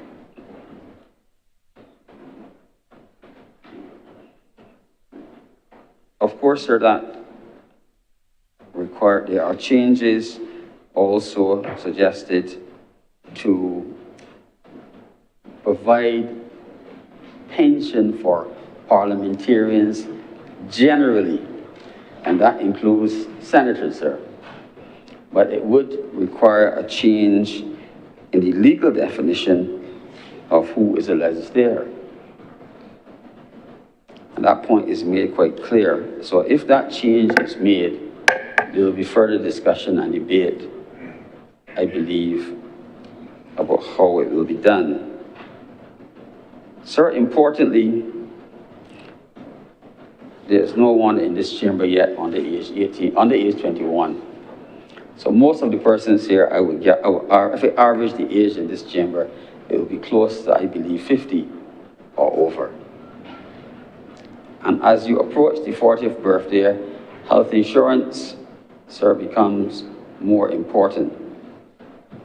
And I couldn't help but notice that the Commission recommended that there should be some type of private health insurance for parliamentarians and former parliamentarians. It is not free, but it's contributory. To what extent one's contributions will be, I do not know, but it is good that we are at least thinking that way. Sir, I had hoped that I would have seen similar consideration for the post of the head of state. Maybe somewhere unwritten is considered and already being done. Last, sir, I want to speak a little bit about the section that deals with specific compensation. And sir, I am interested in that section because it speaks to what is really a death benefit. But there's a glaring omission, and probably one that could be easily corrected. It provides her for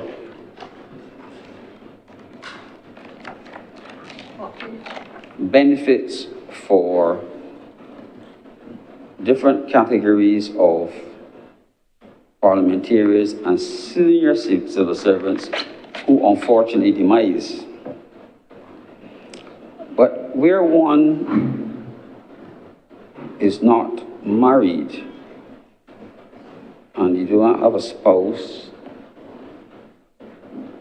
not a wife or husband, a spouse, and I think it's really important that the word spouse is inserted. In today's world, sir, it is important that the word spouse and not wife is there. So if you don't have a spouse or children, there are no benefits. But sir, that parliamentarian might be supporting his mother or his brother who is disabled. His little brother, he might be the sole person provided for his little brother, or she might be the sole person provided for the little sister, who she's always looked after. And I think there needs to be consideration that that section should probably, if possible, be reconsidered. This, sir, is on page 37, and it's in the executive summary 77F. Sorry, 77G. 77G. And it says, no benefit to be paid where deceased has no spouse or children. There are many of us, sir, who support family members exclusively who are not a spouse or a child. And when the breadwinner goes, that person is left on their own. And sir, with those few words, I thank you. Thank you very much, Senator Mr. Maynard. Senator Tate. I saw you. Go ahead. Thank you, Mr. President. Mr. President, I just wish to deal briefly with a few points that arose from my perusal of the report of the Parliamentary Reform Commission of 2024. I enjoyed and appreciated the presentation by Senator Thompson. She filled in a lot of the blanks that would have been a result of not knowing certain things. So for that, I appreciate her presentation this morning. I wanted to specifically make reference, Mr. President, to the recommendation as it relates to the Clerk of Parliament. I'm happy that the Commission saw it fit to address what they referred to, and I quote, an incongruity which needed to be remedied. That's at page 128 of the report. In this report, and sir, if you don't mind, even though everybody has had sight of the report and might have read it, I'd like to put certain things on the record. So if you don't mind, sir, I'm going to be quoting from certain parts of the report. Mr. President, on page 127 of the report, at paragraph 7.25, It reads, and I'd like to quote, "In addition, there can be no doubt of the seniority and level of responsibility of the holder of the office of Clerk of Parliament, who has oversight of the sittings and functioning of both houses of Parliament, the smooth function of sittings, supporting the work of the legislature, providing an effective liaison with the executive, leadership and management of the staff of Parliament, the management of and accountability for the Parliament's budget, relationships, I beg your pardon, with the CPA and other parliaments, and in recent times, full points to the Commission for this one. The leadership of major construction, i.e. foreman on the site, my words, redevelopment and maintenance projects at the east and west wings of Parliament." That's a lot, and it continues to blow my mind, and it is noted here, and I would like to make reference now to paragraph 7.26. It is the recommendation of the Commission that the Clerk of Parliament should be at the level of Permanent Secretary or S1. Yes, I know that Senator Thompson made reference to that this morning. The nature, complexity, and responsibility of the role warrants such a level. Further, the Clerk of Parliament is the Chief Administrator of one of the three branches of government. No, this part here, Mr. President. Both the Cabinet Secretary and the Registrar of the Supreme Court, who are Chief Administrators of the Executive and the Judiciary, respectively, are already at the level of S1. The incongruity should be remedied. If I may, Mr. President, and I know I don't have to sell anything because the Commission is making what I think is an appropriate recommendation, but I would like to just put on record, for those who don't know, I certainly had to do some research. The current Clerk of Parliament was the Deputy Clerk from the year 1999 to 2002. From 2002 to 2008, he became the Acting Clerk of Parliament, and from 2008 to the present, he has been the Clerk of Parliament. So in all, that's like 26 years. So he far surpasses the requirement for senior counsel, which I believe, if it is still that way, it's after 10 years you can be considered for senior counsel. So that makes sense as well, that he should be recommended and should already, if I may dare say so, be a senior counsel. Because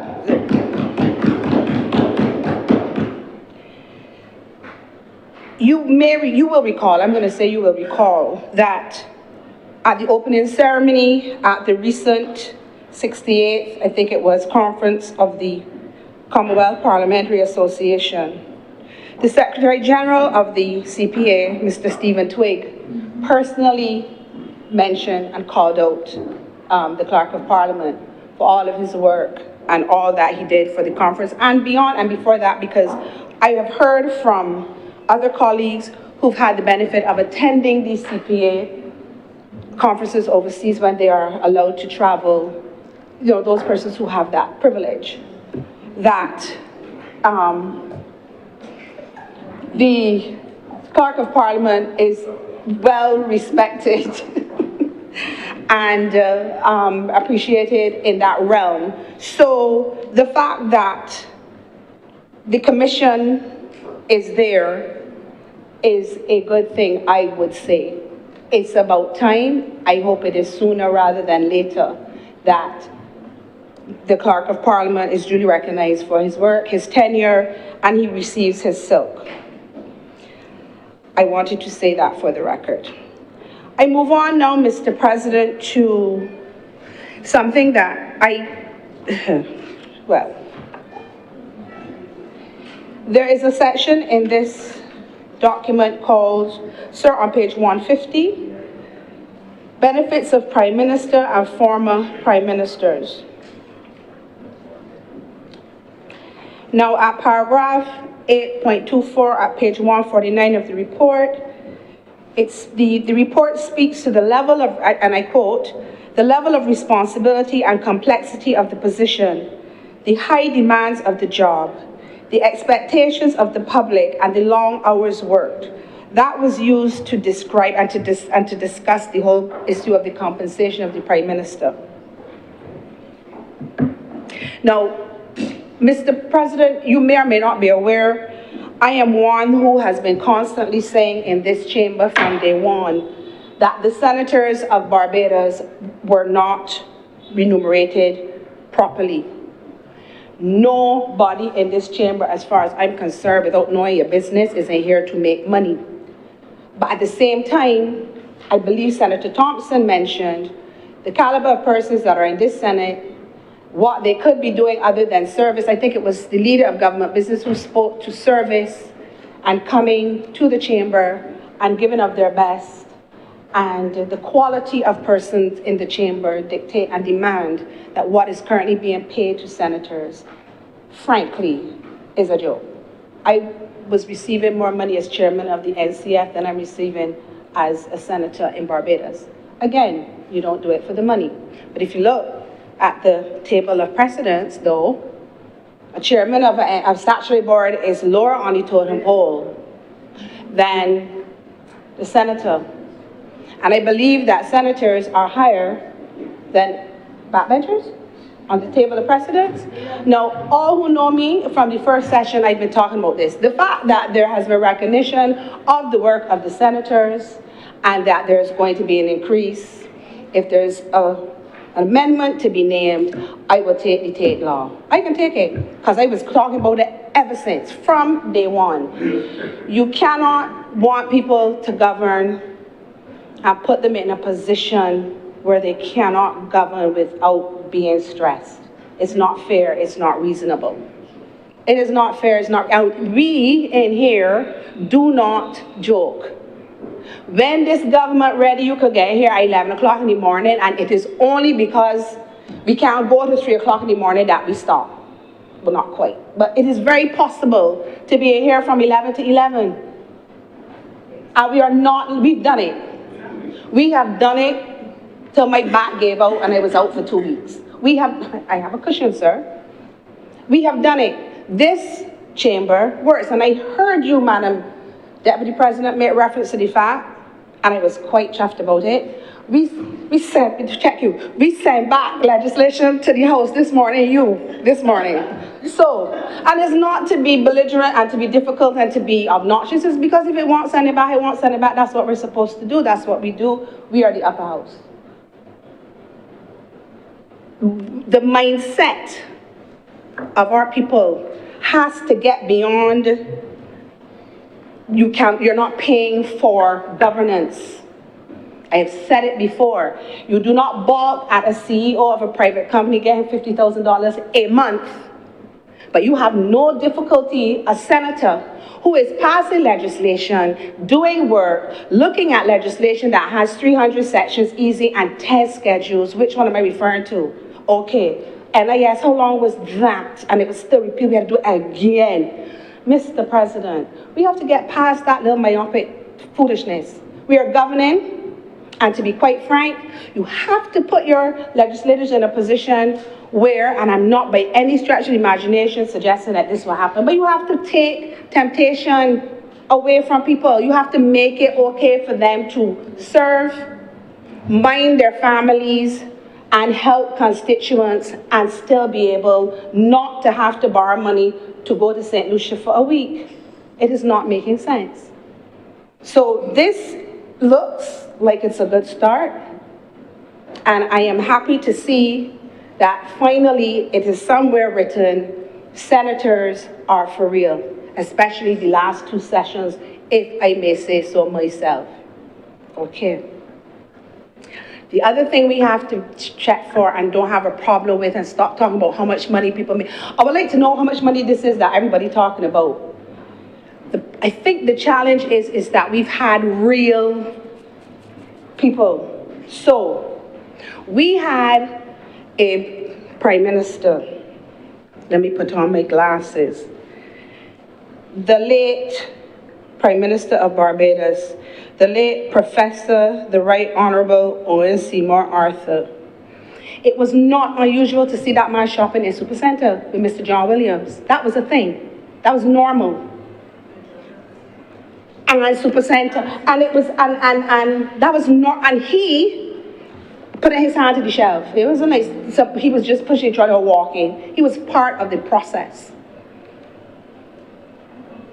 Yet, I remember when we did the tribute for the late Sir Lloyd, and Senator Thompson shared with us that she had to intervene on his behalf with some type of traffic parking issue. A former prime minister, yeah, not you, don't, oh, sorry, who recording? Yeah, who, you, were you it? Yeah, okay, sir.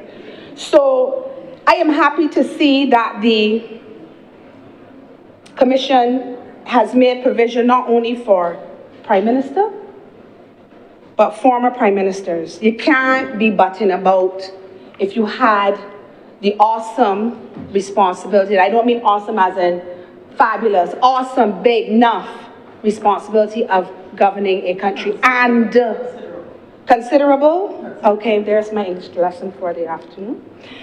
And not only governing, but sacrificing, somebody used that word today, I think it was Senator Cummings, your time, your family. She said she cried. And funny enough, I related. Because you're frightened, you don't know, and she really didn't know. Because if she knew, she would have said no, or maybe not. So,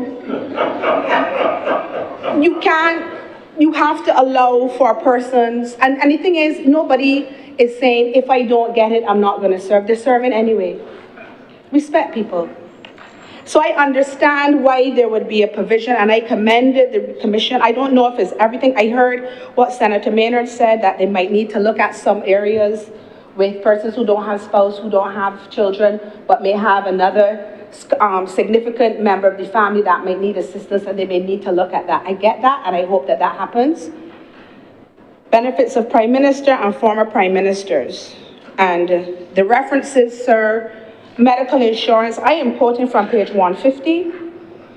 Out-of-pocket health expenses, and I'm just referring to the broad headings. And the former Prime Ministers are to get pension benefits, spouse's pension, and I would dare say they could perhaps look at something else rather than just spouse. Security, medical expenses, research assistant, vehicle, and police orderly. You see, security, sir, these days security is more important than ever in our little island. But we tend to walk around and rub shoulders because that's who we are. But security is now real, and it's necessary for the protection of persons who served. And I'm happy that that is included. You have medical expenses, you have a research assistant, because we in Barbados, for the most part, do not bring people to serve, or we don't have people who served that were inky-dinky, INKY-DINKY. We have people who, even in retirement, still have a contribution that could be made. So a research assistant makes sense. A vehicle, of course, and a police orderly. There is no Prime Minister that should be butting about to park. So this makes sense. My question, and I hope it will be answered, is I see the benefits of Prime Minister and former Prime Ministers. I see provision being made for the Leader of the Opposition, etc. I'm not seeing any provision, though, for the President, Mr. I can finish your sentence and then. I don't see anything for the President. I expect that it will happen, or that it was discussed, or it's going to happen.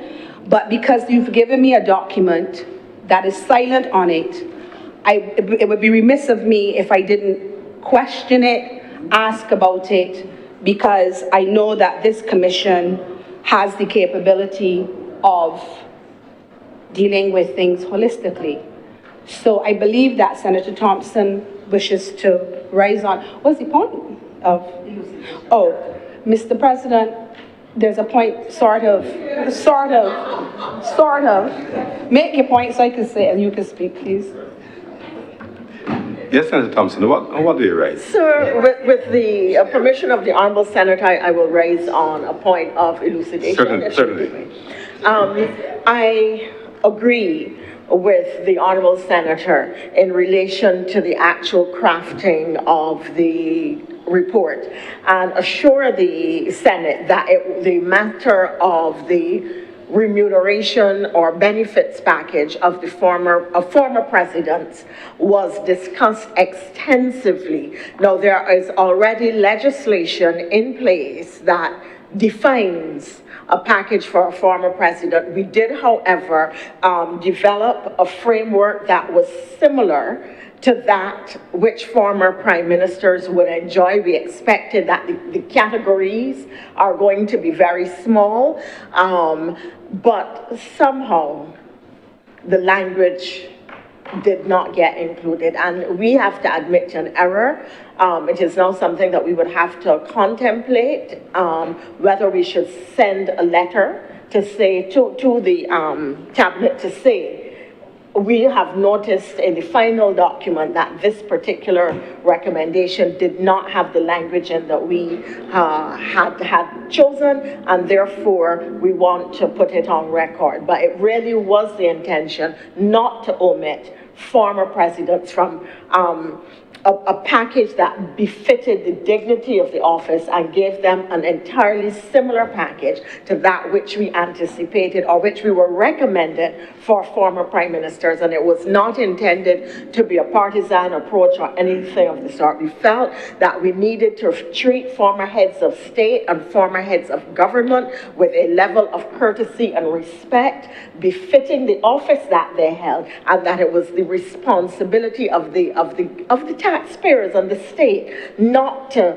have them have other people come ask somebody to give them a park and all of that kind of nonsense. So I really want to assure the Honourable Senator that it was not an intentional exclusion, that insofar as the language did not capture the details, it really was our intention, which would now have to be corrected. And there are one or two other minor points which may come up during the course of the day, but I wouldn't want to speak to them outside of the presence of the chairman of the commission, because clearly, well, we are no longer functus, and it would really be his responsibility now to initiate a meeting and the appropriate letters to see these things amended. Thank you, Senator Thompson. Please continue, Senator Tate. Thank you, Mr. President. I must say that I am happy that that has gone on the record, even though I'm not surprised by the response, Mr. President, based on how this document has been drafted. I do hope that you get it sorted. Time is a-ticking. So that, I believe, Mr. President, Mr. President, that would complete my submission, now that I've had clarity on that one thing. And I will thank you, Mr. President, for allowing me this time to address this report. I'm obliged to you. Thank you very much, Senator Tate, and it's a pleasure to see you on your feet. Great progress. Senator Tripp.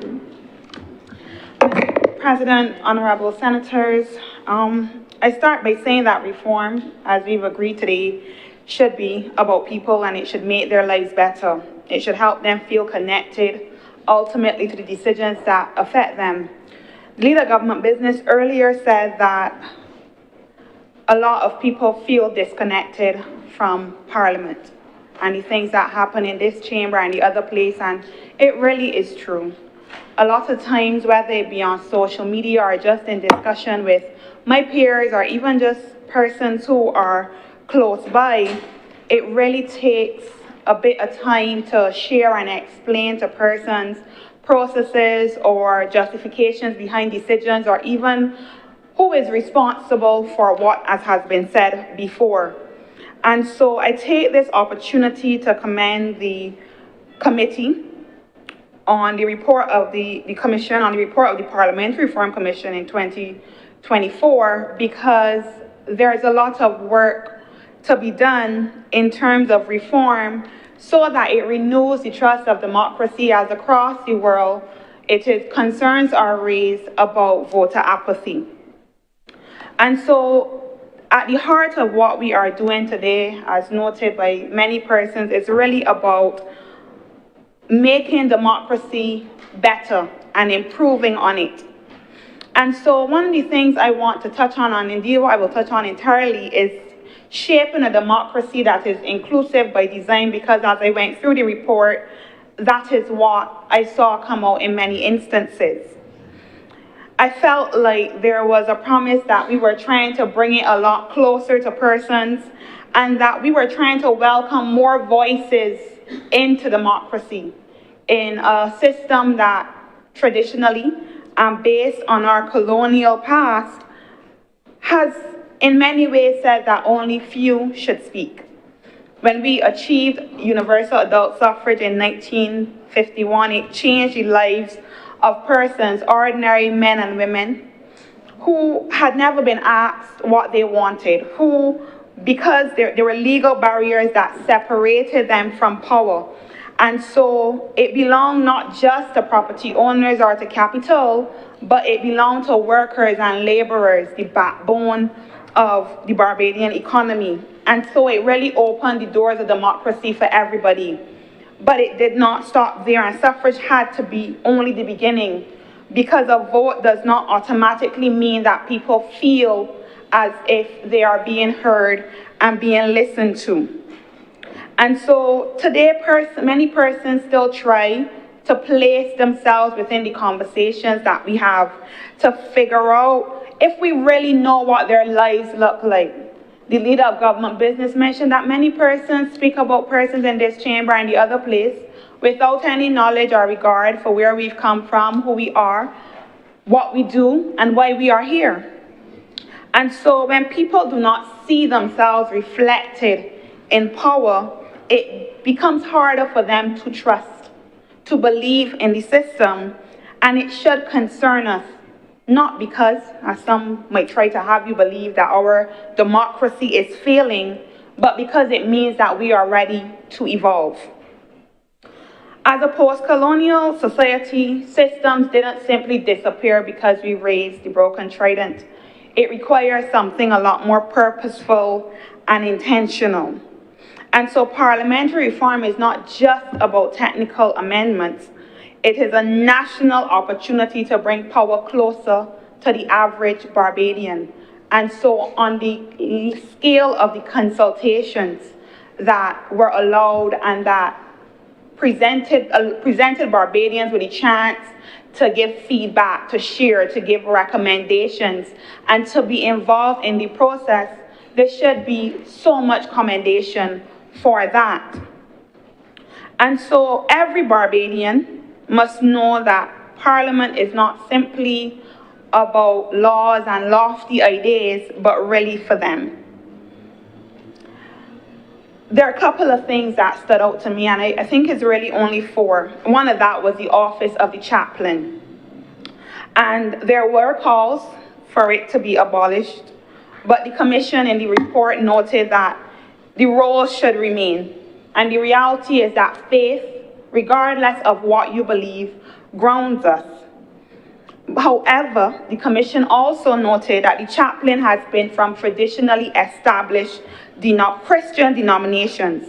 And while this may never have been intended to exclude, ultimately, that is what it has done. And so I was pleased in the same way that I was pleased when we adopted the stance of national multi-faith services that invited Barbadians from various backgrounds to celebrate at independence and at other occasions, to see that there is a suggestion that we include persons of other faiths and invite chaplains of other denominations, allowing all Barbadians not to believe that their faith is somehow just limited to outside these walls, but that it also belongs here. When we are inclusive by design, we have to embrace the fullness of who we are, and not just the parts that history glorified or elevated. And so if we are to design governance systems that includes every Barbadian, we have to examine our traditions, because exclusion sometimes hides itself in normalcy. And so the question to us is, does this parliament reflect the spiritual diversity of the people it serves? And if not, then our duty is to act, and the commission encourages us to do so. And so I 100% support that recommendation. Mr. President, the other thing that stood out to me, and this chamber is by nature of what it does a serious place, but I asked the House to indulge me just a moment for a brief quiz. 2 truths and a lie. Which one is true?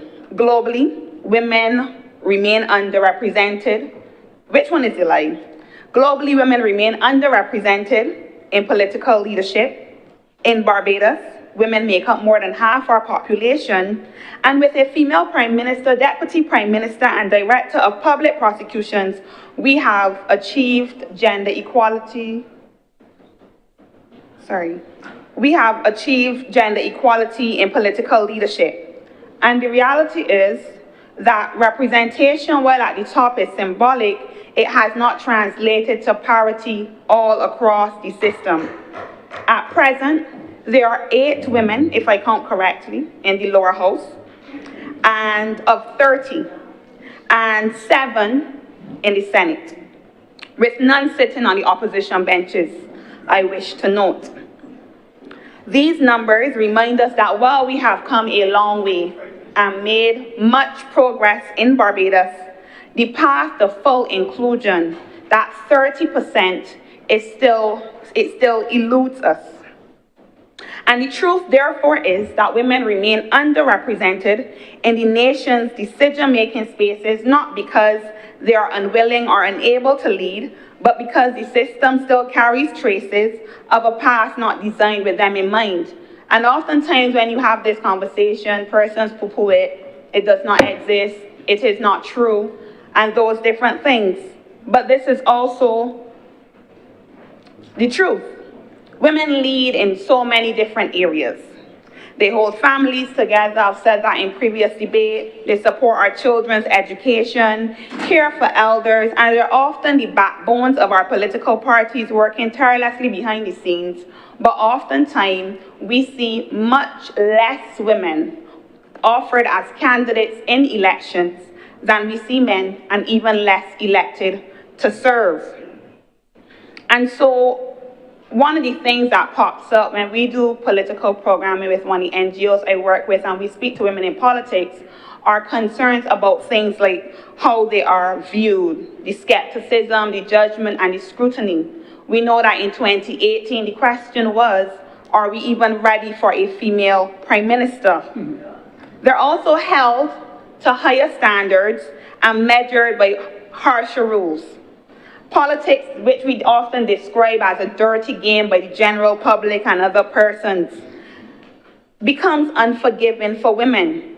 Their appearance is dissected, tone is analyzed. Am I smiling enough? Am I kind enough? Are my clothes loose enough? Are they too tight? Do I dress up too much? Is my hair well kept? The list goes on and on and on. Their private lives are pried open and dissected in public.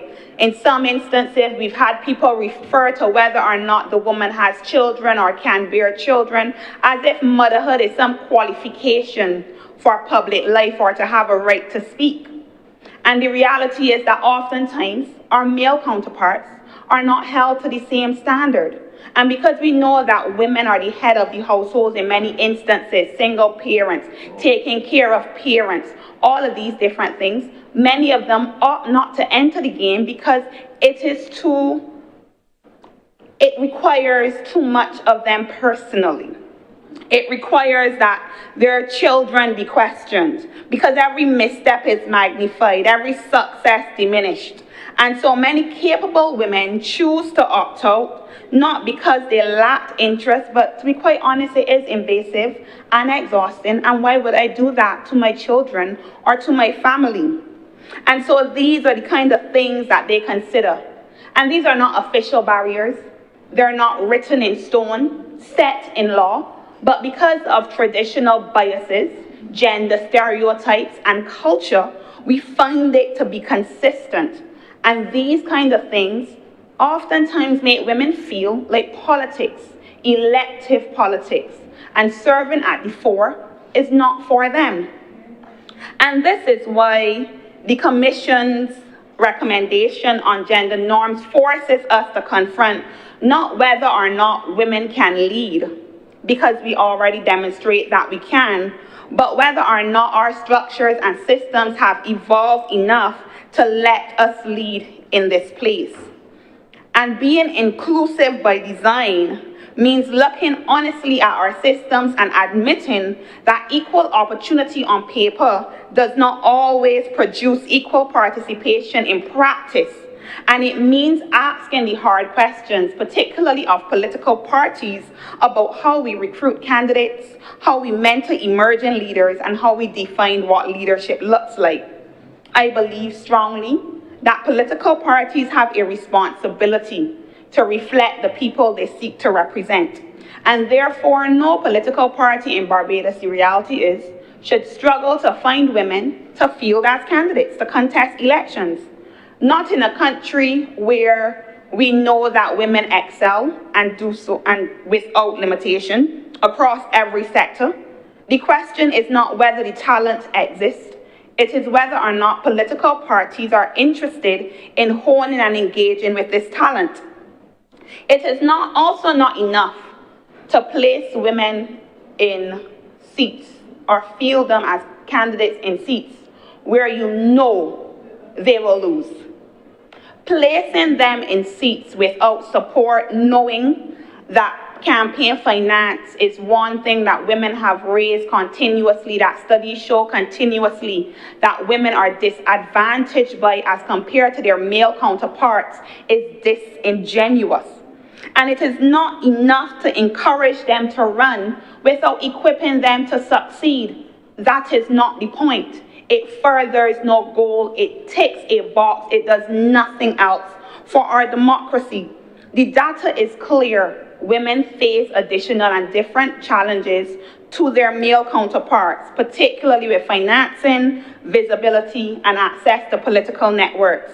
And so it means that political parties have to intentionally address these barriers through things like mentorship, through fair placements, through funding, and through sustained institutional backing. And so I believe in the purposeful inclusion of women, structured and conscious. And this responsibility does not simply exist with political parties. All of us must demand more and demand better, because representation matters. And so, to be quite honest, there is a tension in me between two truths. The need for systemic interventions to move the needle forward, and the reality that maybe there is a need for organic leadership. And so I stand torn in the direction of progress, because what is worse, acting intentionally to include women or waiting for a system built long ago to finally make space for women? And so while I believe fully that women stand on their own merit and that there are enough women in Barbados to offer themselves as candidates, I equally believe and understand why quotas are proposed and supported. And this is not the first country for quotas to be proposed in. They've been implemented in other jurisdictions with success, and we see the success.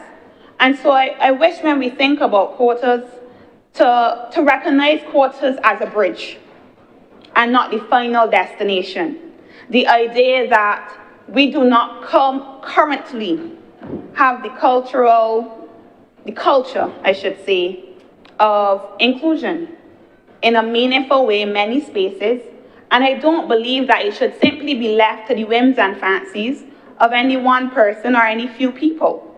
And so it requires us to intentionally act, and once again, inclusion by design, because history has shown us that sometimes progress does not happen on its own, but it requires us to actually implement it into our structures. And so we know that when women's perspectives are added and they shape laws, we see better and possibly smarter social policy. Mr. President, as we reflect on what inclusive governance means, gender is not all.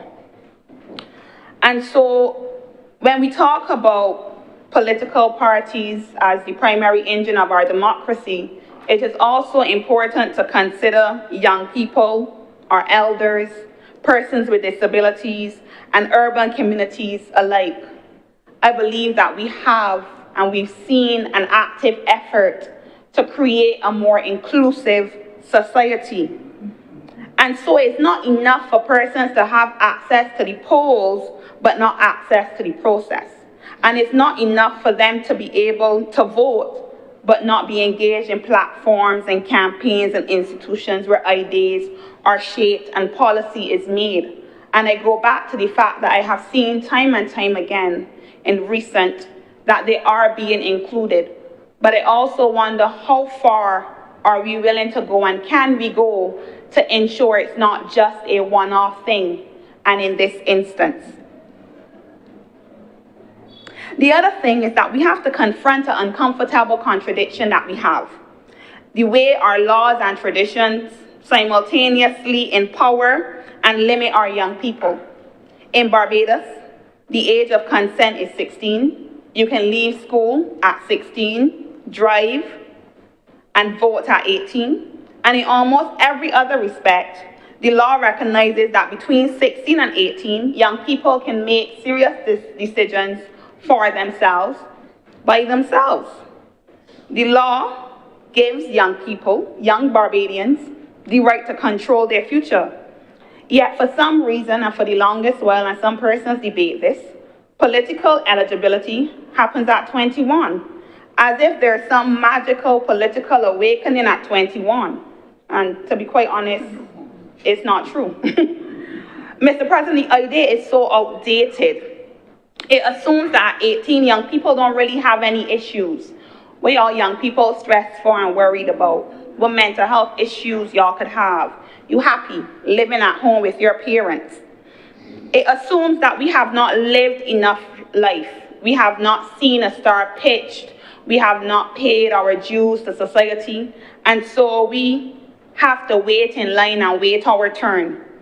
But at 18, young people navigate real pressures. Cost of living, access to education, employment, housing, and having mental strain. We know this. We see the statistics. These are not abstract issues. These are daily experiences that young people face. And the truth is that at 30, Mr. President, my priorities are very different from that of my younger brother who's 25. It's also different from 18, I wish, from 18-year-old Roshana. Anyone who knew me at 18 can see how I have evolved. And obviously, now I think about things like rent instead of going to school. There's a difference in how I consume information. There's a difference in how I interact with information. And sometimes I need certain things broken down to me by persons who are even younger than I am because I don't understand it. And I don't try to speak on behalf of those who are younger than I am, particularly because I know that once, like I said, my view of the world is a bit different from theirs, in the same way that my mother's view of the world is different to mine. And so the generational diversity is something that we miss oftentimes. When I was appointed to this chamber, I remember persons asking, what's she know? She's so young. They felt like they could find someone else who was older, more experienced than I was. Oftentimes, I've been the youngest person in the room to serve in certain capacities, and I know what it feels like for persons to believe as though you do not belong there because you have not carried the weight of the world on your shoulders. You have not had children or paid off a mortgage and all of those other things. Yet, we live in the same society. We face the same challenges and contribute many times in the same way that persons who are older have, and it is counted for less. The recommendation by the Commission to reduce the age of eligibility is one that I believe should be supported and implemented, particularly because I remember the national discourse previously when a senator was proposed at 18, a young man who, when you speak to him, kind of leaves you a bit in awe because of the way he thinks. He tracks national events. He has Excel sheets when it comes to things of social policy and economics, things that many persons older than him do not, or do not even grasp, are not interested and do not grasp. And so why is it that age is somehow a determinant on my capacity, when in reality, if I work hard, if I understand, if I have the capability, I should not be barred? Because like I said, it is the contradiction that we can do everything except offer ourselves for office and be appointed. And so the Commission support of youth national MPs is one that I agree with. I believe that oftentimes youth voices are left out of spaces such as this. An independent senator and youth senator representing young people's interests in the Senate, those are things that bring our democracy closer to young people. Understanding that oftentimes, and it was said in here, the experience that you needed to be president. And one of the things that I think about is the job description of the president and what the president does. And why should someone, if they have contributed and if they have the capacity and capability to serve in that role, should they not be afforded that or allowed to do so? If they accept the role, let them figure out what happens once they demit office. In the same way that when our superstar, our national hero, was recommended, people were aghast at the idea that this young woman who has taken Barbados leaps and bounds, who is known everywhere in every nook and cranny, there's not one person I think that may not know her. And if they do, I'm not certain how that is possible. But they were aghast at that suggestion. And she continues to fly the flag with distinction. We act as though, and I remember one of the questions that popped up was, what if she does something? None of our other national heroes have done anything of concern. And I think oftentimes we attempt to hold people to exceptional standards, particularly young people, without keeping in mind that mistakes happen and none of us can cast a stone. And so by design means that we need a system that welcomes young people as partners. It means that they're not apprentices in the waiting. We cannot continue to ask them to be invested in our democracy and interested in our democracy and then treat them as an afterthought. And so I'm grateful to be able to stand in this place and to make this contribution as a young person. When we invite them into governance, we do not lose experience. We gain imagination, we gain continuity.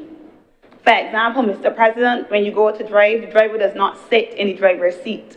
The instructor for the entire time, he sits in the passenger side and allows for you to take the wheel and to get that experience. And so this recommendation of the report does the same. The last thing, well, the second last, is that I like the recommendation of the child care facilities at Parliament. And I like that recommendation because we talk a lot about work-life balance, but Parliament doesn't offer that if you spend late nights here and you're unable to participate in family life. And so the infrastructure to assist with the balance of family life is important. The recommendation to establish a child care facility is practical. Leadership and caregiving are not opposite. I should not have to choose. If we do not expect parents, especially mothers, to choose between nurturing their children and contributing to the country, then this is essential and it reflects the same progressive spirit as the Family Leave Bill, which speaks to paternity leave as well as extended maternity leave. And so we can't punish persons for dealing with real life. And leadership does not mean that you get to neglect or neither does it negate your role to serve as a parent or caregiver. And if we are seeking diversity in governance, then parents should not be forced to step back because the system does not accommodate this or makes it more difficult on their children. The last thing I want to say is that continuously we've heard complaints or concern raised about the people of Barbados being asked to work longer and the extension of the retirement age. And so I want to support the increase of the pensionable age 60 as the National Insurance Scheme pensionable age for Barbadians stands at 67. This is different and it's inherited from a different time, but increasing it is in step with fairness. And it makes Barbadians feel that the same burden that they have been asked to carry, that those who are responsible for their democracy and those who lead will carry the same burden. If we expect, and if the public is expected to embrace longer working lives in the name of sustainability, then leaders cannot be seen as exempt from the same principle. We must not only make laws, but we also have to model them. And so I welcome this recommendation. Mr. President, as I started, I mentioned that I was talking a lot about inclusion by design. And these are particular things within the report that I believe represents this. A purposeful and intentional move towards Parliament being more engaging for persons. As I close, I want to say that we have to continue to commit to education. The Honourable Senator mentioned maybe creating another website where videos could be shared. And I think that we've created a lot of websites. And we always have Instagram pages because we enjoy using technology to engage younger people and more people. I think the time has come for us to take information to people and not ask them to go anywhere else for information. It does not work. And so, if reform teaches us anything, it is that our democracy cannot stand still. It has to be fit for purpose. It has to be more engaging. It has to reach people where they are and capture their interests. And so it allows for us to say who is missing when we look around, who may feel unseen and who may feel unheard, and ensure that people do not feel like that in Barbados anymore, because this is a Barbados for all. Thank you. Thank you very much, Senator Tripp. Speakers. Senator Paris. Thank you very much, Mr. President. I'd like to make a brief submission this evening on 2 points. And I will start first to speak about education training for parliamentarians. In 2003, I think that this training is important. In 2003, when I first came to the Senate, it was like, oh dear, what am I going to do? And I got training. It was no formal training. I know that the Clerk of Parliament, when we first come to the Senate, they give us a little session. But thankfully, on that occasion, I was guided by the late Dame Patricia Simmons. May she rest in peace. I often used some of the things that she taught me, and I'm able to share them with my colleagues, senators. So this training would expose new parliamentarians to how they are supposed to conduct themselves in this setting. It will tell them the difference between cabinet and the parliament. It gives them information that they can use, where they can go to get information. So I look forward, Mr. President, to this training for new parliamentarians, giving them all the tools so that they can be effective in carrying out their duties, know where to go to look for information, how to do research and stuff like that. The other thing that I want to speak about that I noticed that is here is provision for the national MPs. I am in favor, I support this for national MPs because when a person from the community wants assistance, they do not have to think, well, I am going into a DLP office or I'm going into a DLP, they might not give it to me. The national MPs are there to serve and would be there to serve and assist you without being political. It would also take some of the pressure off the parliamentarians. You are able to receive what you are in need of quickly because the national MPs are there to serve you.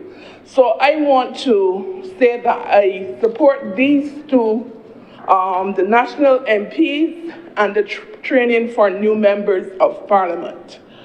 I want to also use this opportunity to congratulate and to thank the members of this commission for the hard work that they have done.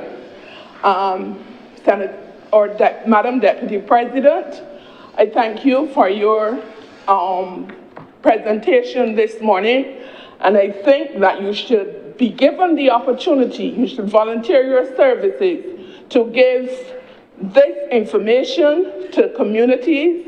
I know you would do it in the churches, so I want to thank you very much for your hard work. Mr. President, I am obliged to you. Thank you very much, Senator Paris. Senator Dr. Mulroney. Thank you very much, Mr. President. I want to perhaps begin where Senator Paris ended by also as well congratulating all of the members of the PRC for their work.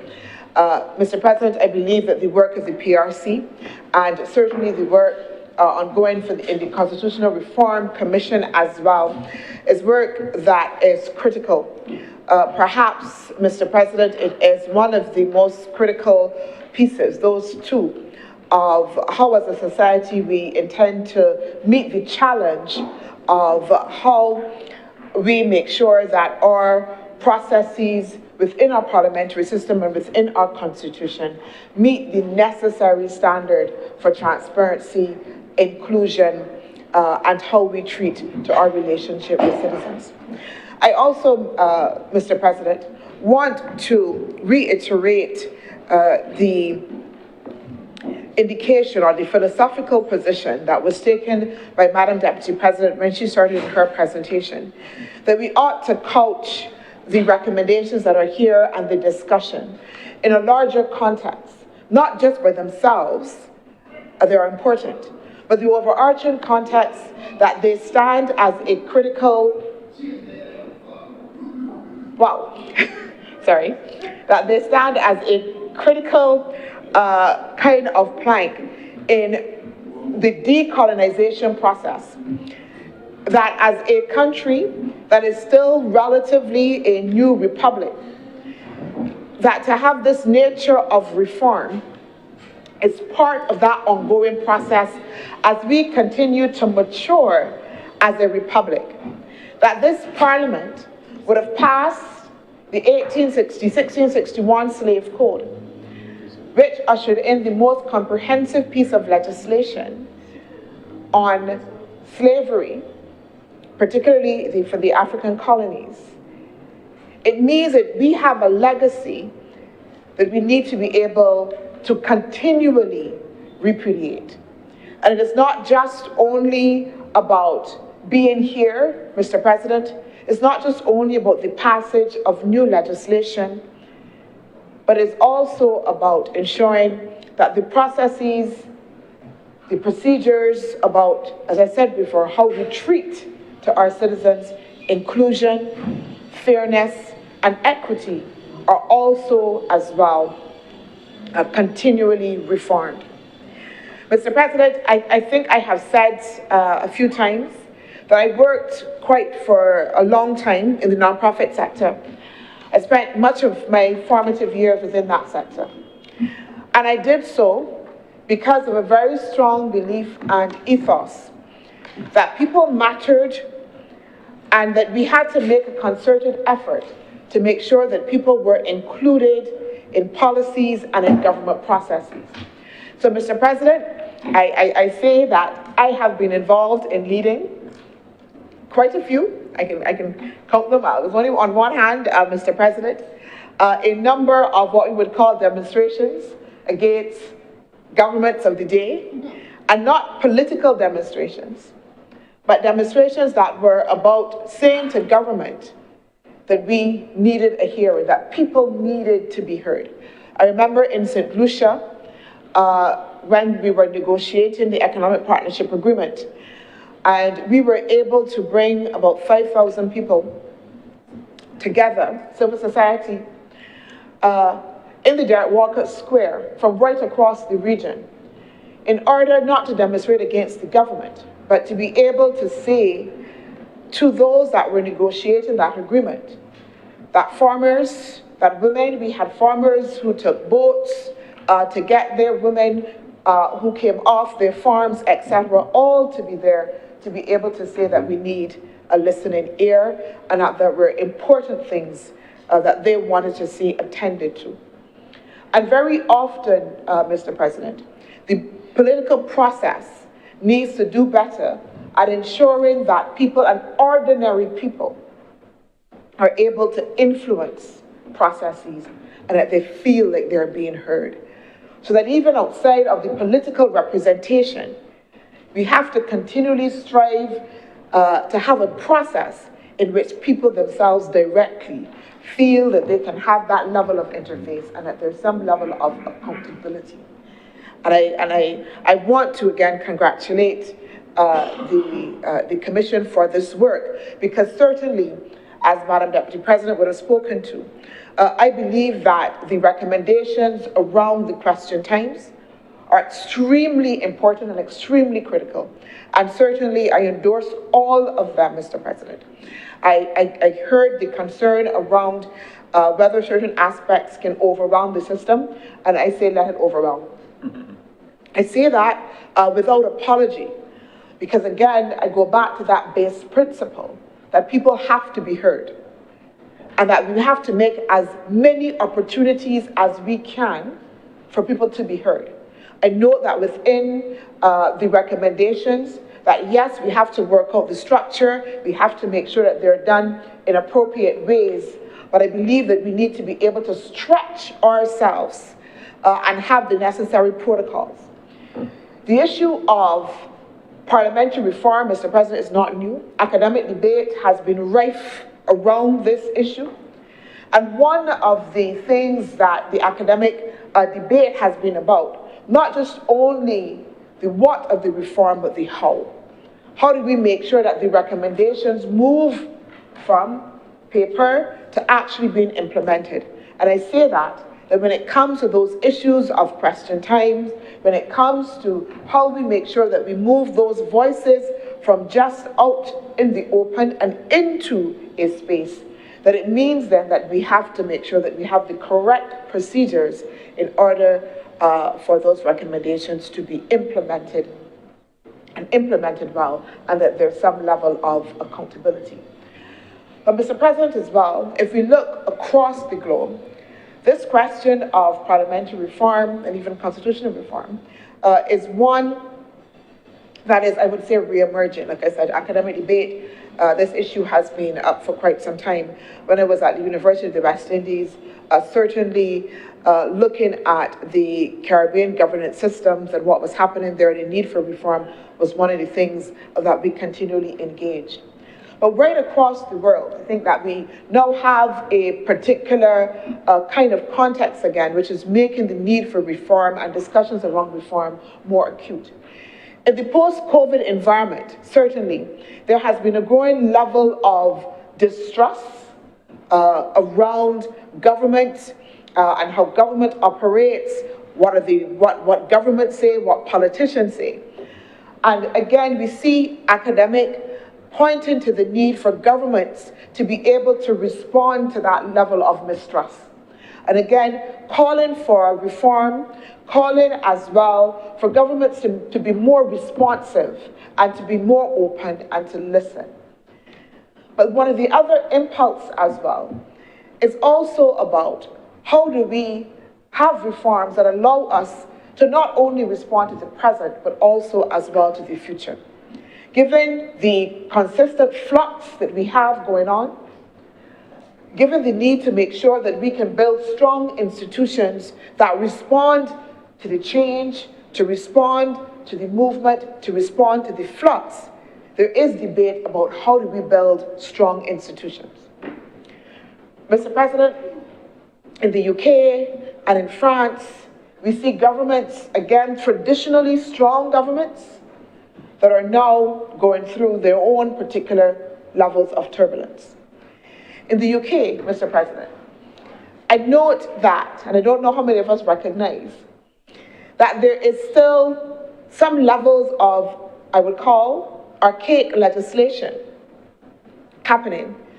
And again, there are calls then for reform within the UK system in order to be able to address some of those issues and again, hopefully strengthen what is happening within the UK government against some of the turbulence that we have there. Certainly, one of the issues, Mr. President, is that of hereditary peers. I don't know if you recognize that hereditary peers still exist within the UK system. And hereditary peers is the notion of people with titles of duke. Mr. President, I read those classic books, and you have all of these fancy titles that you, and I think there's what was it, Bridgerton? That everybody loves so much.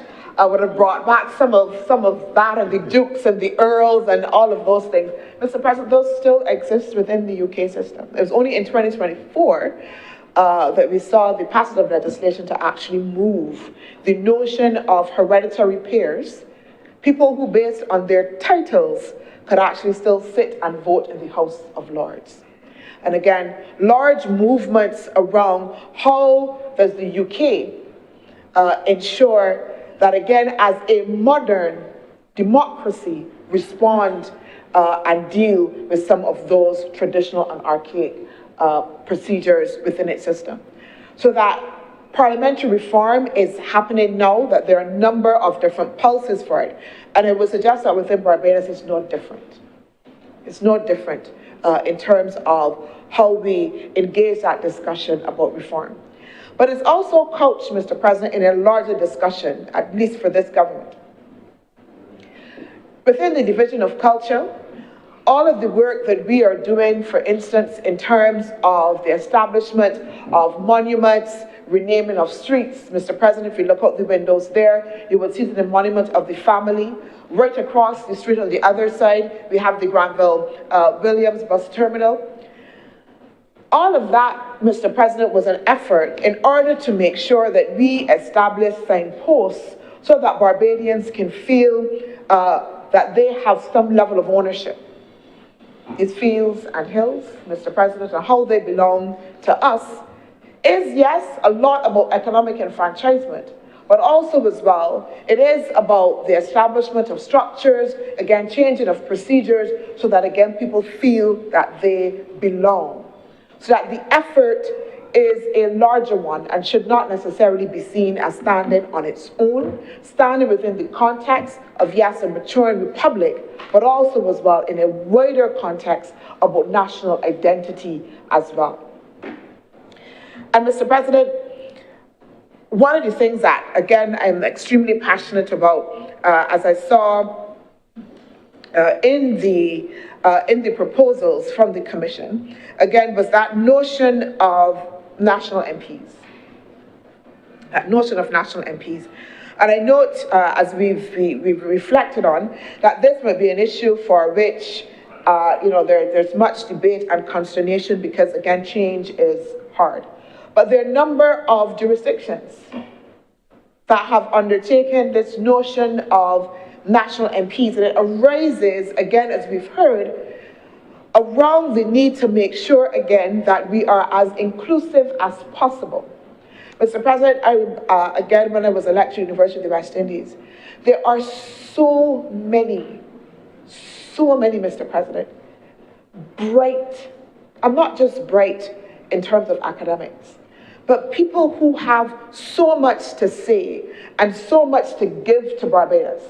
But very often they don't want to be involved in the political process itself.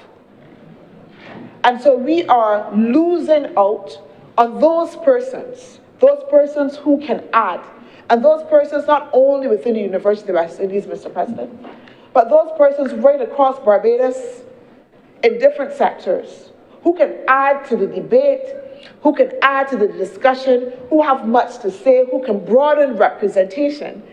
And the notion of the national MPs allows us to be able to do just that, to take advantage of those persons who perhaps are not good, or don't see themselves as being good, don't want to get involved in the current thrust of the political process, again, but who can still offer much to the national development and to voice and to representation.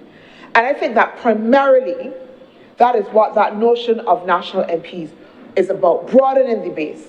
And even as we attempt to debate and discuss how it will happen and how it will shape up, I'm hoping, Mr. President, that as we do so, that it makes space for what I've heard across the table for this afternoon, for different cross-sections of Barbadians to be heard and to be included.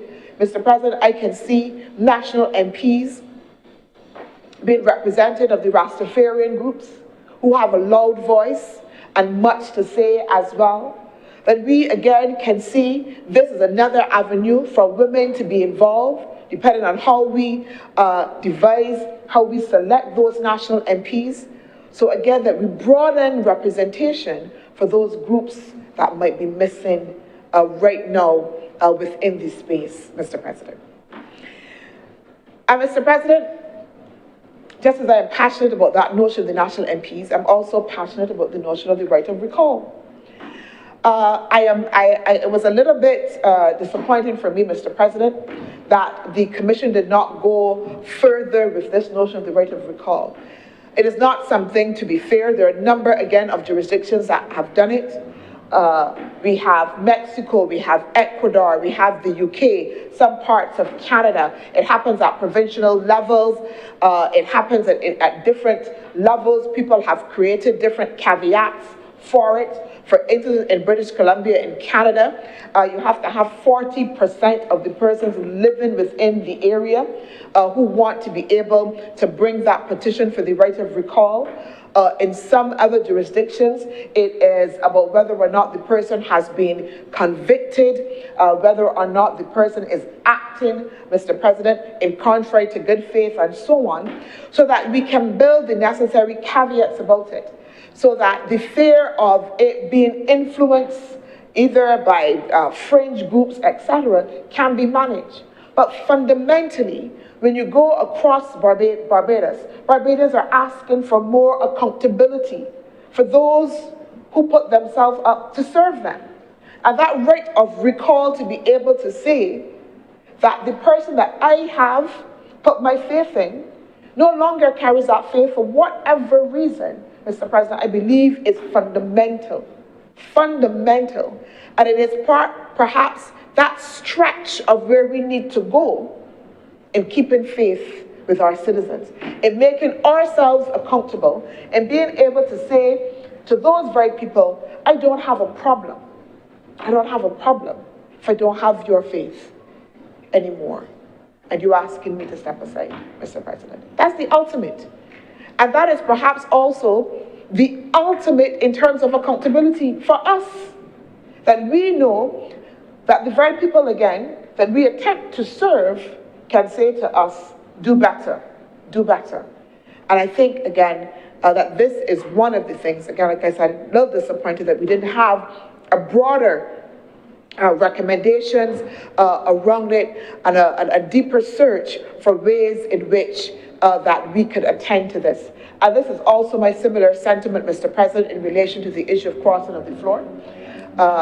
I depart, Mr. President, from Senator Maynard. I believe, again, that the very tenets of true democracy would suggest that the people who cross the floor, Mr. President, if you are elected, you campaign under a political party and a leader who in most instances would have carried you through that election, Mr. President, would have helped you secure that victory, Mr. President. And especially, Mr. President, if you're offering poor representation to your constituency, and then you cross the floor in the name of said constituency for which you have withdrawn your representation. It is an absolute flaw, Mr. President, in the democratic process. An absolute flaw in the democratic process. And again, one of those things that I believe that we fail to stretch ourselves in. Our history does not show, Mr. President, this is something that happens a lot. But we must have safeguards because, again, we're not making laws for now, we're making for the future.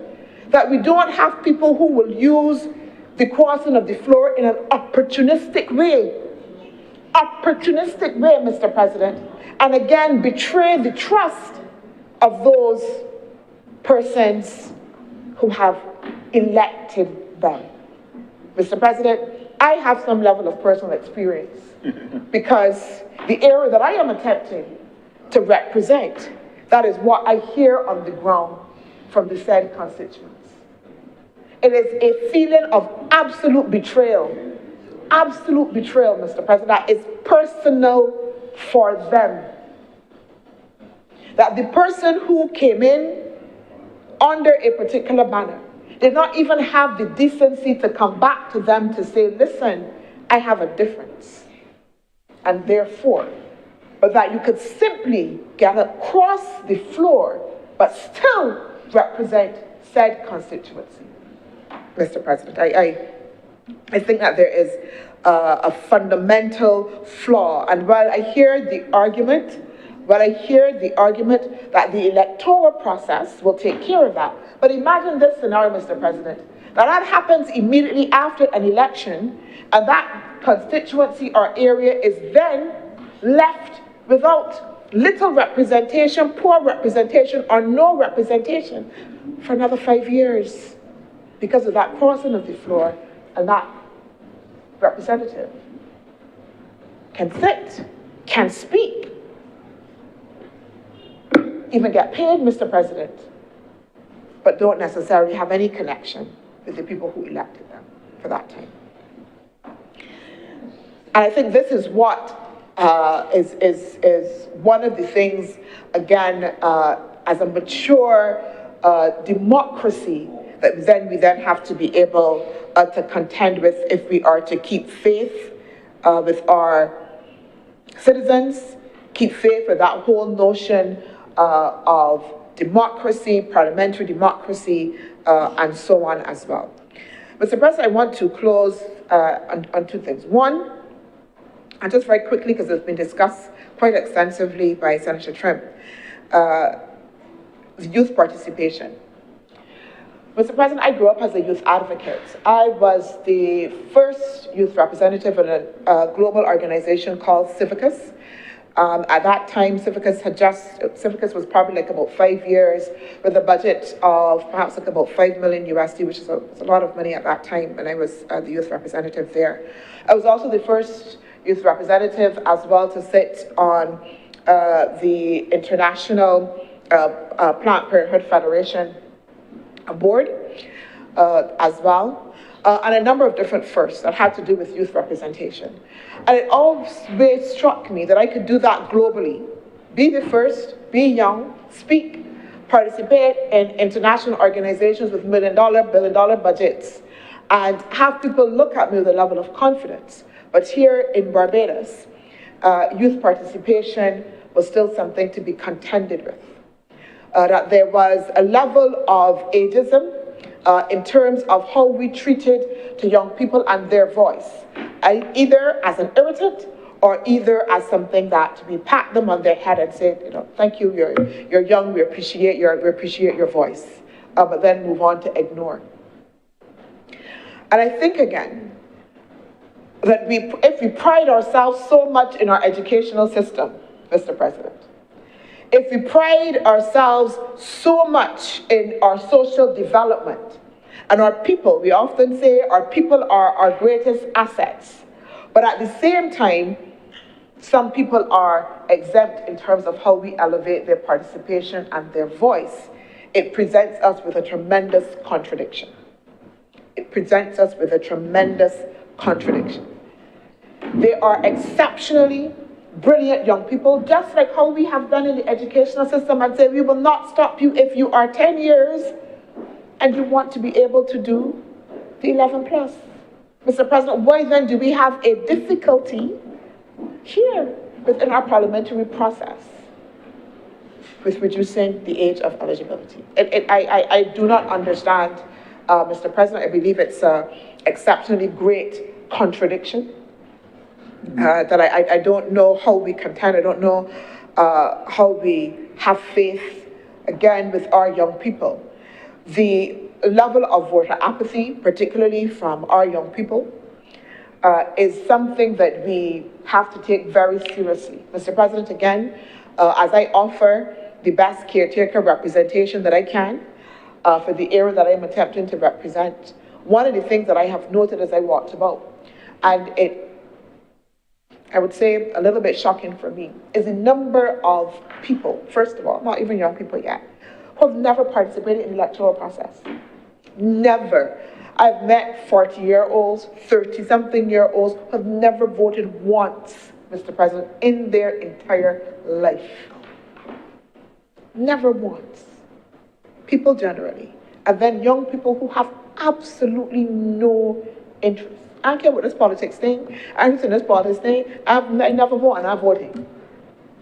Don't deny for me, I know what about, etc. Which is not just about education, is that they see themselves disenfranchised from the process, not included and not connected. And unless we make specific efforts in order to be able to do so, we will continue, Mr. President, to establish in Barbados and perhaps elsewhere a system in which these very same young people see themselves so far removed, again, that we then buy into this notion of a building subculture of people who are not involved in any way in the same political process that is to represent them. And I think, again, like I said, that we have to be very deliberate. We have to show trust within the process as well, Mr. President. My final thing, Mr. President, as I close, because I don't think I can stand on my feet and not speak to the issue of women and women's participation in the process. Again, from my work in civil society and working with women. I just want to say one thing briefly. You know, we do a lot of things, Mr. President, sometimes at the very structural level. So we can say okay to the establishment of quotas at this level. What I am concerned about, though, is the entrenchment of gender disparity within the society and the continuation of doing so. So that if we say yes to women's political participation, my next question is always then, how do we ensure that we have then downstream structures so that it's not just that they find themselves here, but they also find themselves on boards, basic level, just on other boards, other mechanisms. How do we make sure that women have power and more power within their households, Mr. President?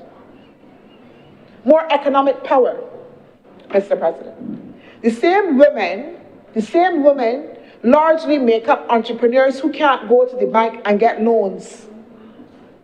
So how do we address that and deal with that? There is a suggestion, Mr. President, that when we have more women in Parliament, that then we should see a higher correlation of policies, etc., that benefit women. But that also as well has to come with a process of education, a process of sensitivity, because not all women are gender sensitive. I can put that out there. Not all women are gender sensitive. And so that notion of how we treat to women's political participation, I believe, has to be part of a broader discussion of how we treat to women's and women's equality throughout society. The Beijing Platform of Action, which asks for that 30% level of women's participation, didn't only call for that. It called for gender mainstreaming in multiple ways, Mr. President. And I hope that we use the discussion and the focus of this to have a wider look at how we involve women in decision-making on a whole. There are, Mr. President, political parties whose history of the treatment of women within the party structure itself, despite I think we've heard here, that they make up, in the most part, the large majority of the party machinery. They're the ones who go out, they're the ones who canvass, who can be the secretaries, who can be everything in there, the mopping, the cleaning, the organizing, the doing everything, frying fish cakes, organizing the parties and the fiestas and all of that. But somehow, they are never able to rise to the party hierarchy. I don't know if I heard somebody say that something them to treat them and lock them out. I don't know, sorry, Mr. President, I was just repeating something that I thought I heard from the floor. Pardon? Mr.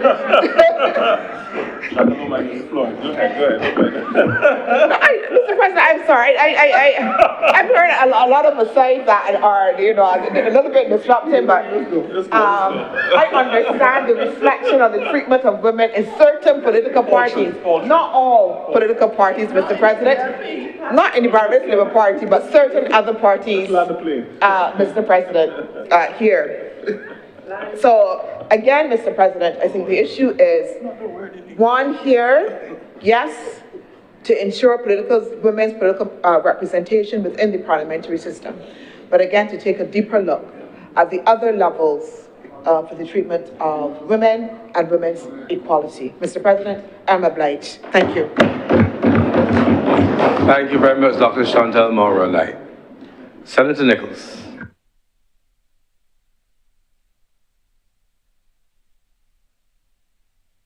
Mr. President, I'm indeed grateful for the opportunity to participate in the debate on the report of the Parliamentary Reform Commission. Sir, I will say from the outset that I was very happy to listen to the contribution of Her Honor, the Deputy President, who served on that commission and in a large way contributed to the process that led to this report under consideration.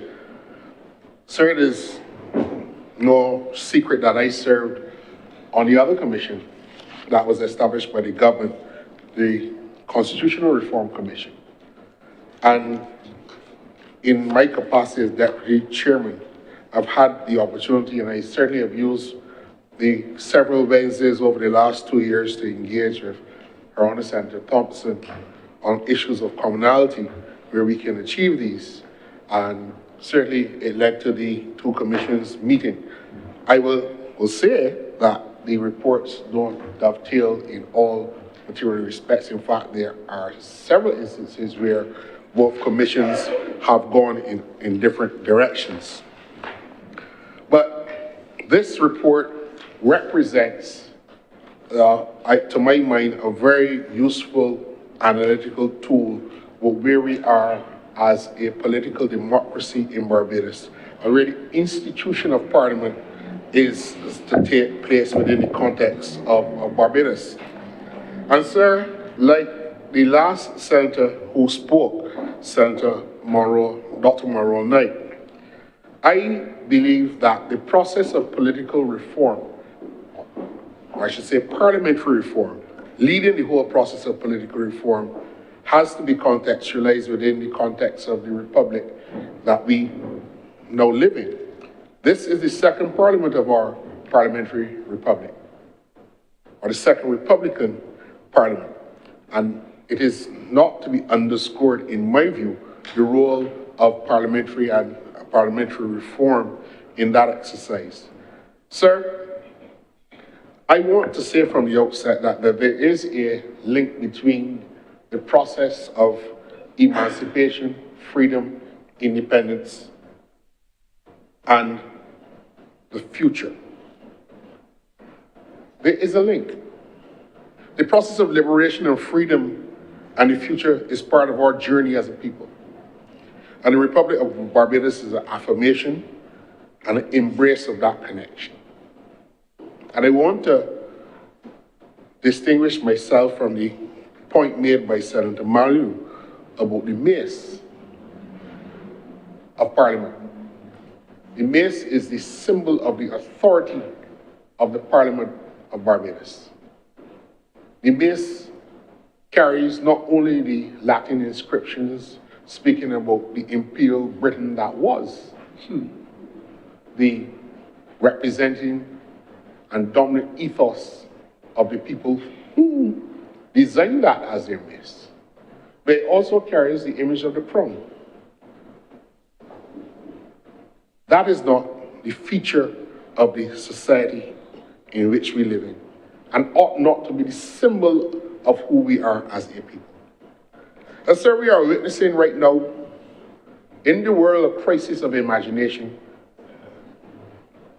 in relation to the concept of freedom and independence and sovereignty. A crisis of imagination that leads us to not see the concept of our development and our future within proper context. And sir, as a student of the process of political philosophy and its application to Caribbean problems, I can tell you that the competing philosophies of capitalism and socialism that we had to study in the 1990s are battling to emerge from a deep systemic crisis that cannot explain properly the social and economic problems and how we resolve those problems as a political institution that's part of the development of our country and as our region. Sir, we understand and accept that the Parliament has had a critical role in the decolonial process. Universal adult suffrage was born here in our Parliament after a long fight for that start. There's a long line between emancipation and universal adult suffrage. It led to independence, self-government. But the decolonial Parliament is where I want to focus my contribution to this report and to examine the report's recommendations within the concept of a Parliament that speaks to decolonial and a disconnection with that past, which is important, which brings the link between, as I said, the process of freedom and emancipation and independence as a continuing effort for a people who were once dismembered from the international community, but who are now remembered, reordered within the context of the development of the issues surrounding our place in the world. We do that from the safety of a parliamentary republic in our own image. And that is where I want to speak about parliamentary reform. So the decolonial Parliament is a re-emerging, it is re-emerging, sir, within the crisis of imagination about freedom, development, and the future. Sir, if you take any of the dominant social, political theories that were applied to colonial societies or post-colonial societies, structuralism, if you want to take the functionalist perspective, or postmodernism, if you wanted to delve more deeply into critical analysis, they cannot currently now explain the range of social and economic political problems that we have in our society. They cannot explain the disconnect between what young people in the society are facing and their inability to sign on to what we consider to be standard political and social economic goals of a people. Why are they not connecting with these things? And I would like to say that we have not completed the process of decolonization. We have sought independence, and it was aimed at liberating a colonized people from imperial power. So we have our own legal and political independence. And to some extent, we have succeeded in pushing back the physical empire and assuming our own governance. But we were not able to separate ourselves from the crown. Behind you sits, or stands, or rests the chairs which represented the imperial throne before we were the republic. And there were once pictures of Her Majesty the Queen and His Royal Highness the Duke of Edinburgh when I first came here, as a symbol of what we were as an essence of a people, our head of state. So we were, to some extent, able to push back the physical empire, but we were not able to push back the metaphysical empire. The view that our independence represented an opportunity for us to stand in the world as our own people, the people who were once dismembered, but who are now remembered, who are reordered within a global society. So parliamentary reform, Mr. President, is not tokenism. Parliamentary reform must, in my respectful submission, in this second Republican Parliament, take on a deliberate consciousness to deal with the remnants of the metaphysical empire that still exists. To deal, sir, with the concept that we have to accept the political institutions inherited from the British 50, 60, 70 years onwards without change, without asking ourselves the fundamental political questions as to whether the parliamentary system that we have, the parliamentary system that we inherited, the parliamentary system that we adopted at independence, whether it is fit for purpose. Any child who asks the question, why don't Barbadians vote for their prime minister? The only answer we can satisfactorily give them is that we have a political system that we inherited from the British, and that is how it is. But if we're speaking about the true parliamentary republic, if we're speaking about democracy in its truest sense, explain what appears to be a paradox.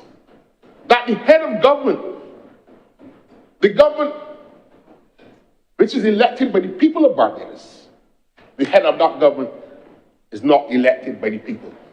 But we've adopted a political system and we have not questioned it. We have failed to examine Westminster, as we call it, and the promise of independence, that continuity that, as I said, started the process of freedom and liberation, universal that suffers independence, and as to whether that political system within the context of the times that we live in gives true effect to democratic sovereignty. I don't share the narrow view of independence, Mr. President, that just the mere taking down of the Union Jack and the raising of the trident represented the end of the journey. I don't share that view. My view is more akin to Sir Larry Constantine, who, in the essence of his autobiography, Cricket and I, speaking about cricket, and you know, sir, the metaphors that I will use in respect to cricket should not surprise anyone in the chamber.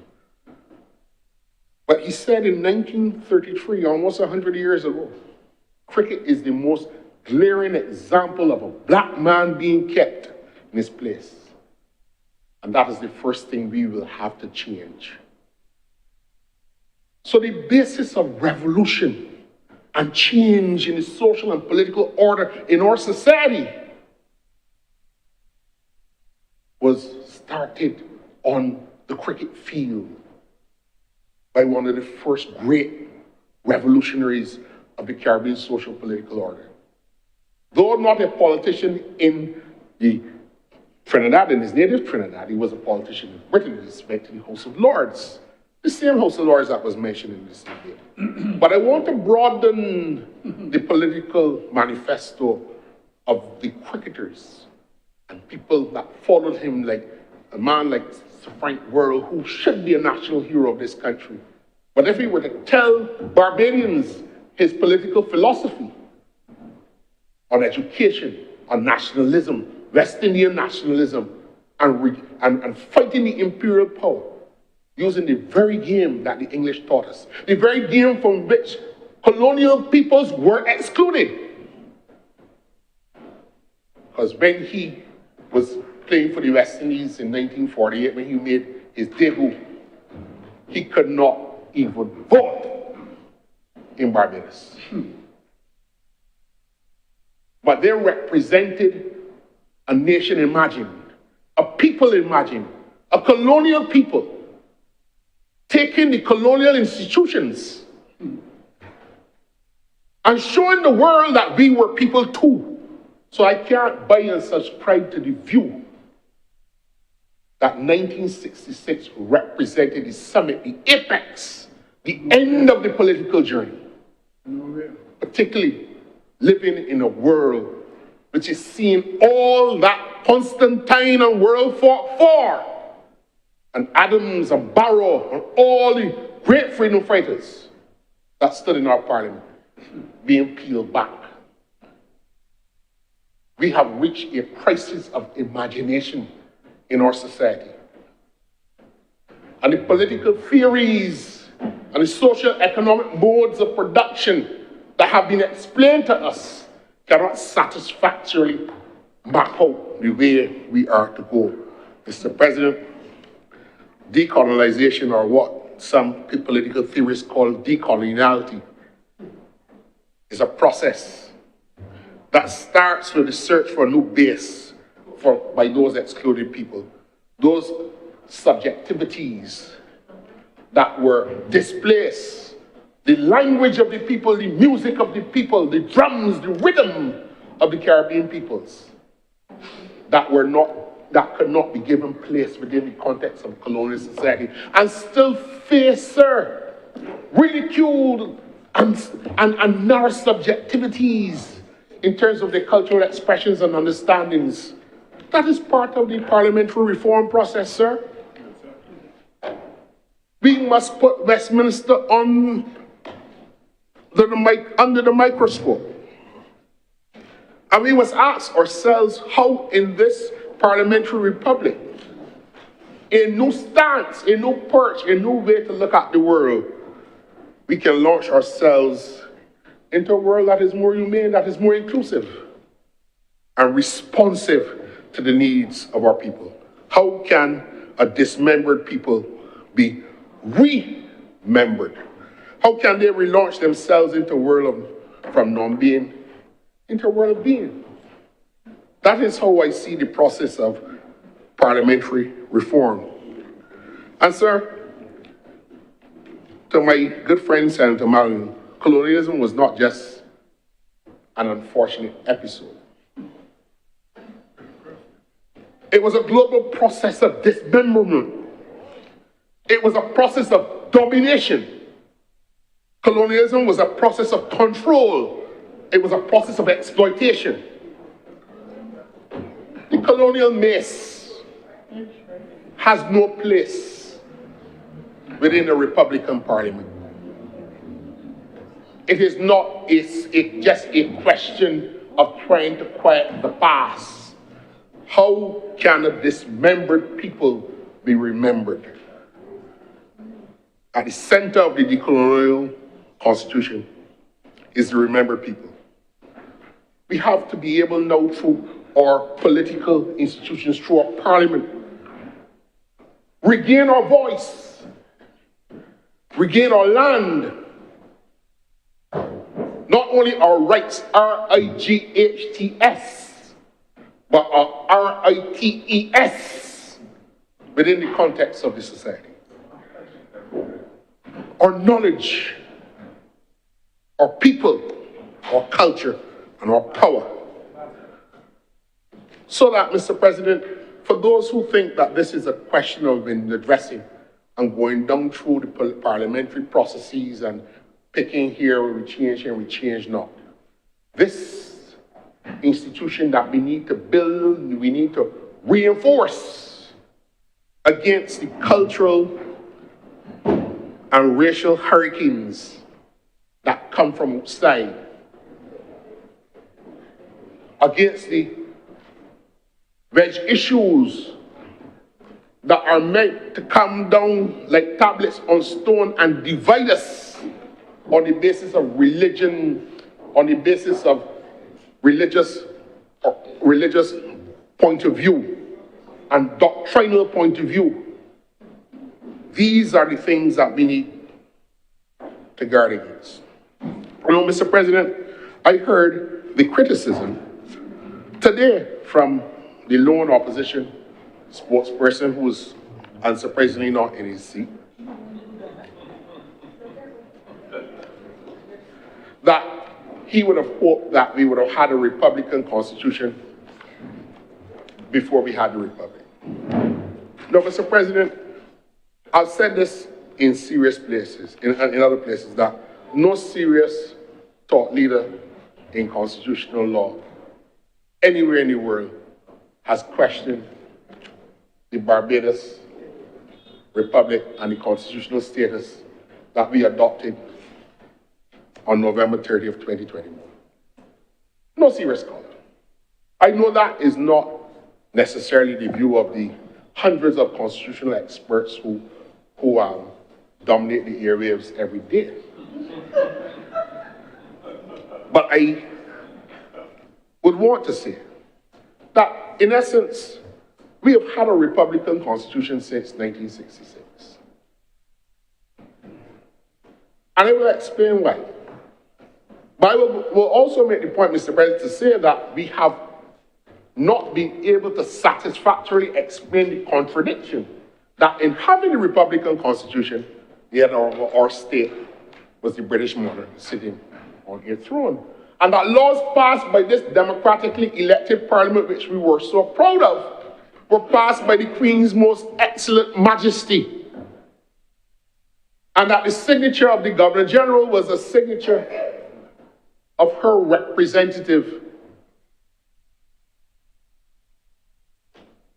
So we've had that contradiction. That is not even a paradox, Mr. President, from 1966 to 2021. And the fact that we who have gone on that journey, and you see there is a mischief that has been about for a long time that will seek to disconnect the relationship, as I said, between freedom, emancipation, liberation, independence, universal adult suffrage, and the defense of the Republic. Sir, a Republican democracy is not a democracy that is under the headship of a Republican Party. For those who might not understand the true and proper context of the word republic or Republican within the context of what we're talking about. A Republican constitutional democracy is a representative system of government bound by one important thing, that is a constitution. A constitution that limits the power of government to protect people and the rights of people. The limits and extent of government and how it's organized is defined by the Constitution. And there are several principles we understand. The rule of law, representative government, popular sovereignty, limited government, the protection of rights. These are all part and parcel of the political system under a Republican Constitution. So as I would want to assure Senator Worrell that the Constitution of Barbados at present guarantees that we have a true Republican Constitution and a true Republican system of government without the contradiction that our head of state is somebody else's head of state. Because in a republic, a monarchical system of government where the monarch can inherit the throne and therefore the headship of the state is at the very least at variance to the concept of a democracy ruled by people who elect their representatives. So that contradiction was removed in 2021. That loitering at Buckingham has been removed. So that when we speak about the Republican Constitution and the parliamentary system that is part of that, we talk about the rule of law. Government authorities derived from the constitutional grand norm. The ethos of the Republic serves as the supreme law of the land. We've had that since 1966. All officials are bound by the principles of the Constitution and not acting to their own arbitrary means. Representative government, we've had that since 1951. People elect representatives to make decisions and pass laws on their behalf. Popular sovereignty. The ultimate source of power is people. And I want us to understand, Mr. President, that in all of the recommendations and considerations of the Commission, we must weigh them up against these things. The rule of law, representative government, and popular sovereignty. We hear things about we should have fixed date for election. We should not have short terms. What is wrong with going to the people ever so often to renew that sovereignty, the basis on which government ultimately has the authority to act in the name of the people? But that is another question for another time. Mr. President, limited government. The Constitution limits government's powers. There's a system of checks and balances that has to operate. There are 3 branches of government. Some even say there are now 4, because there's the executive, which runs the day-to-day operations of the state. There's the legislative, which passes the laws, which states the extent of everyone's powers. And then there's the judiciary, which interprets the law and ensures not only the laws passed by Parliament are fairly applied, but that the law of the Constitution, which is the supreme law of the land, is at all times observed.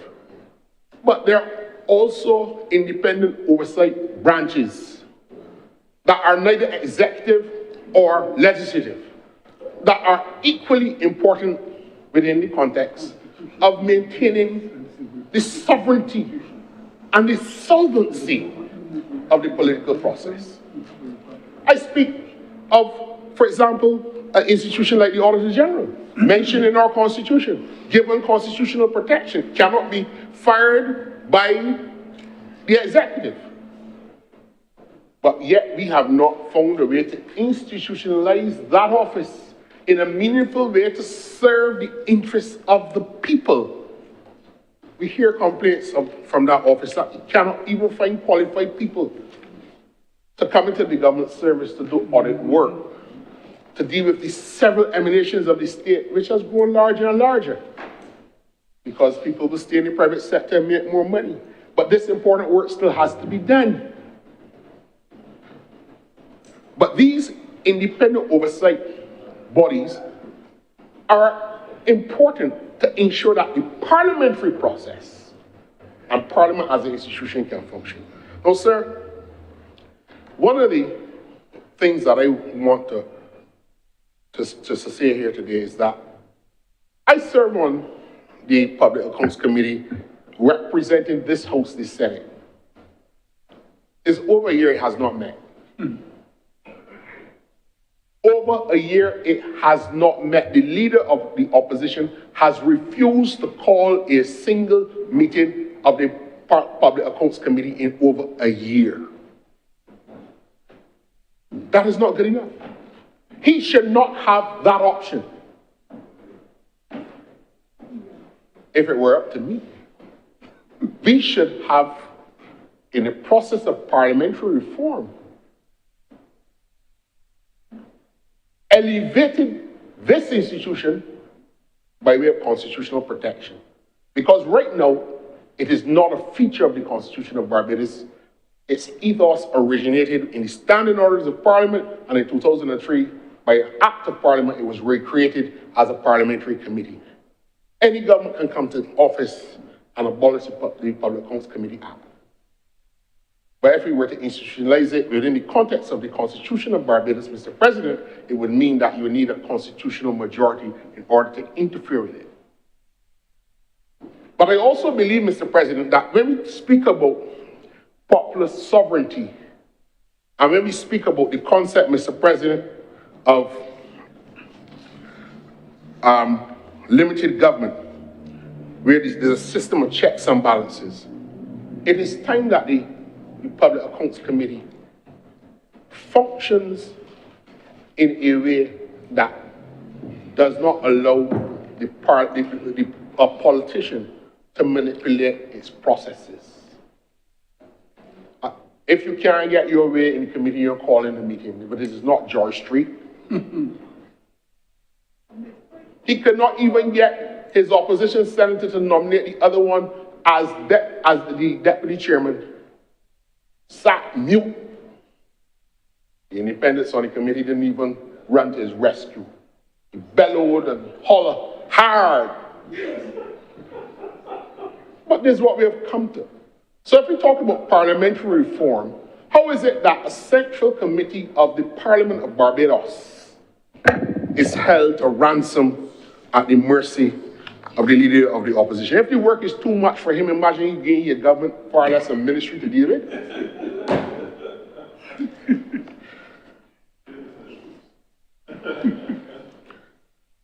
Mr. President, a parliamentary republic also has to protect the will and the rights, not only of the majority, but of the minority.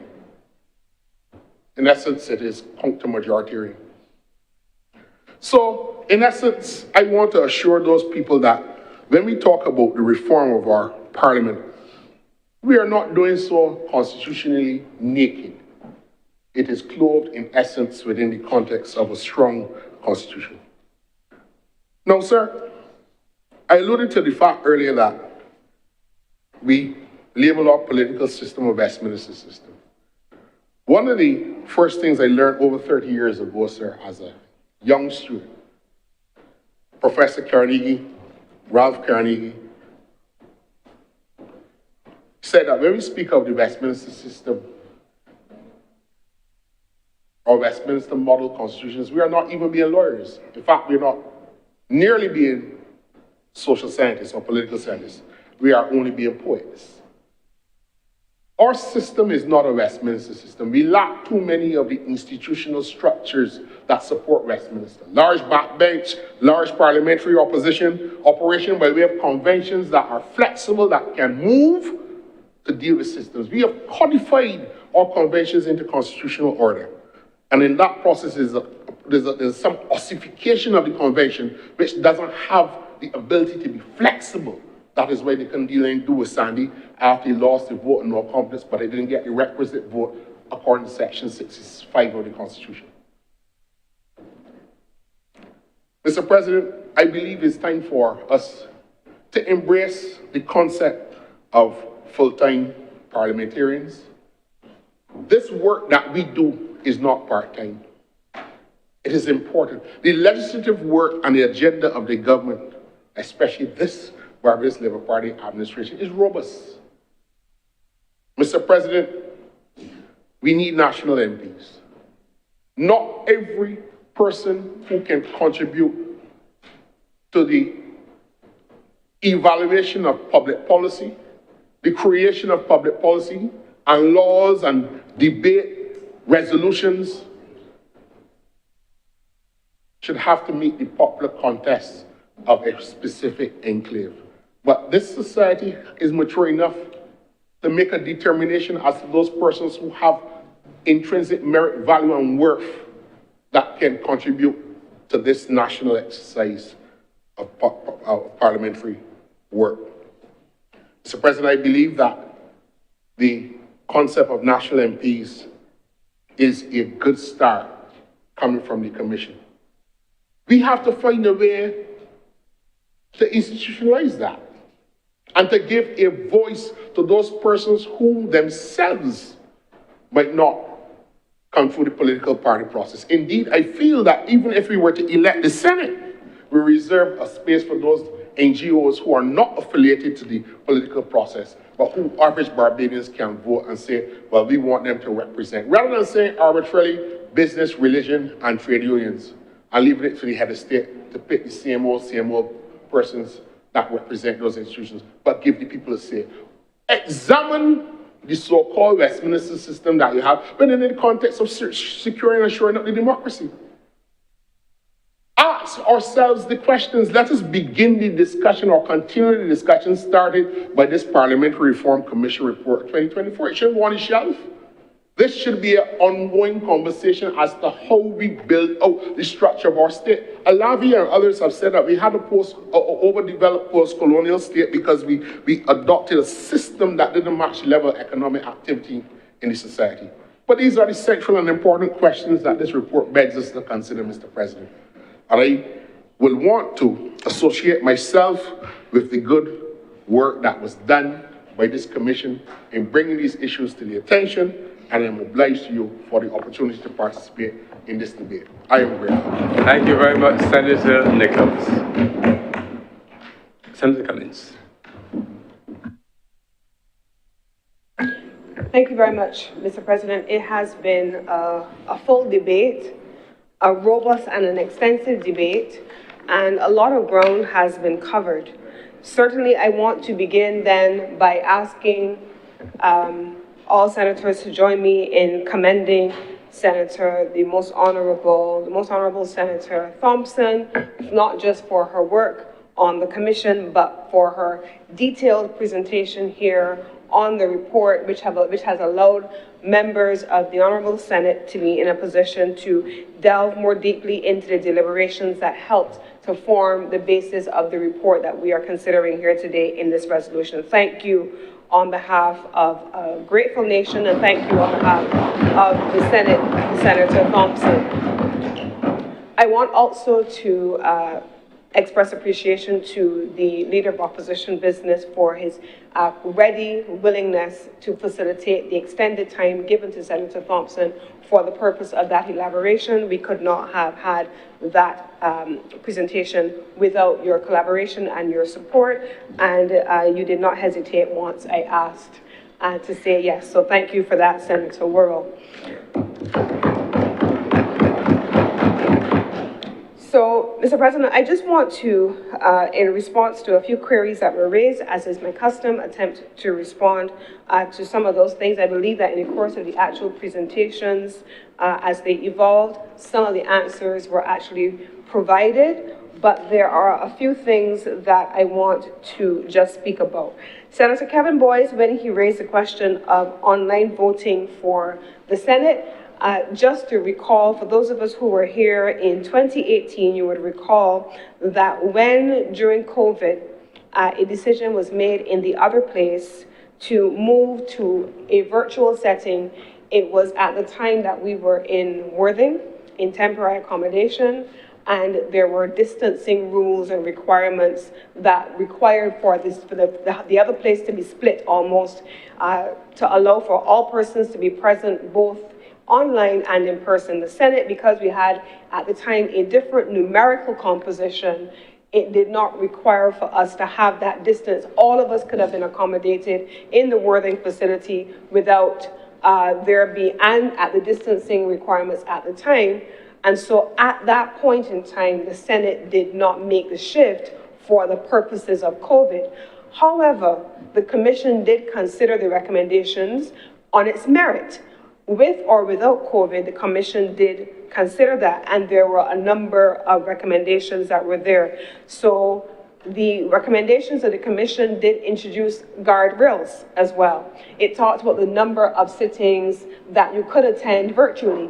It talks about constituting a quorum with the persons who were here. It talks about exemptions for ill health, and it also talks about the way in which you can have your virtual sessions while the Senate is in session. So you can't, for example, you're in your car, you're driving, and you are having your meeting, but you have to be in a quiet space where no one else is present. Your attire is important. All of those things are covered in the report. But the broader point that was being made in the presentation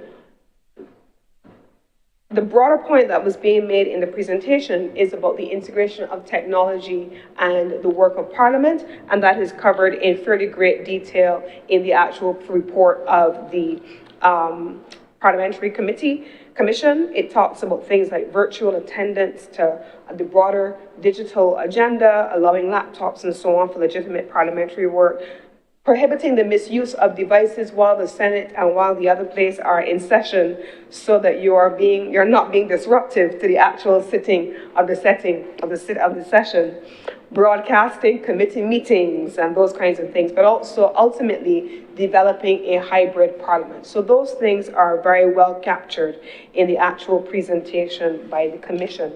I wanted to answer that. The second question that I wanted to answer was specifically relating to Senator Linda Nurse. Some of the answers came out in the earlier presentation and other presentations from other members, specifically related to the treatment of previous former prime ministers.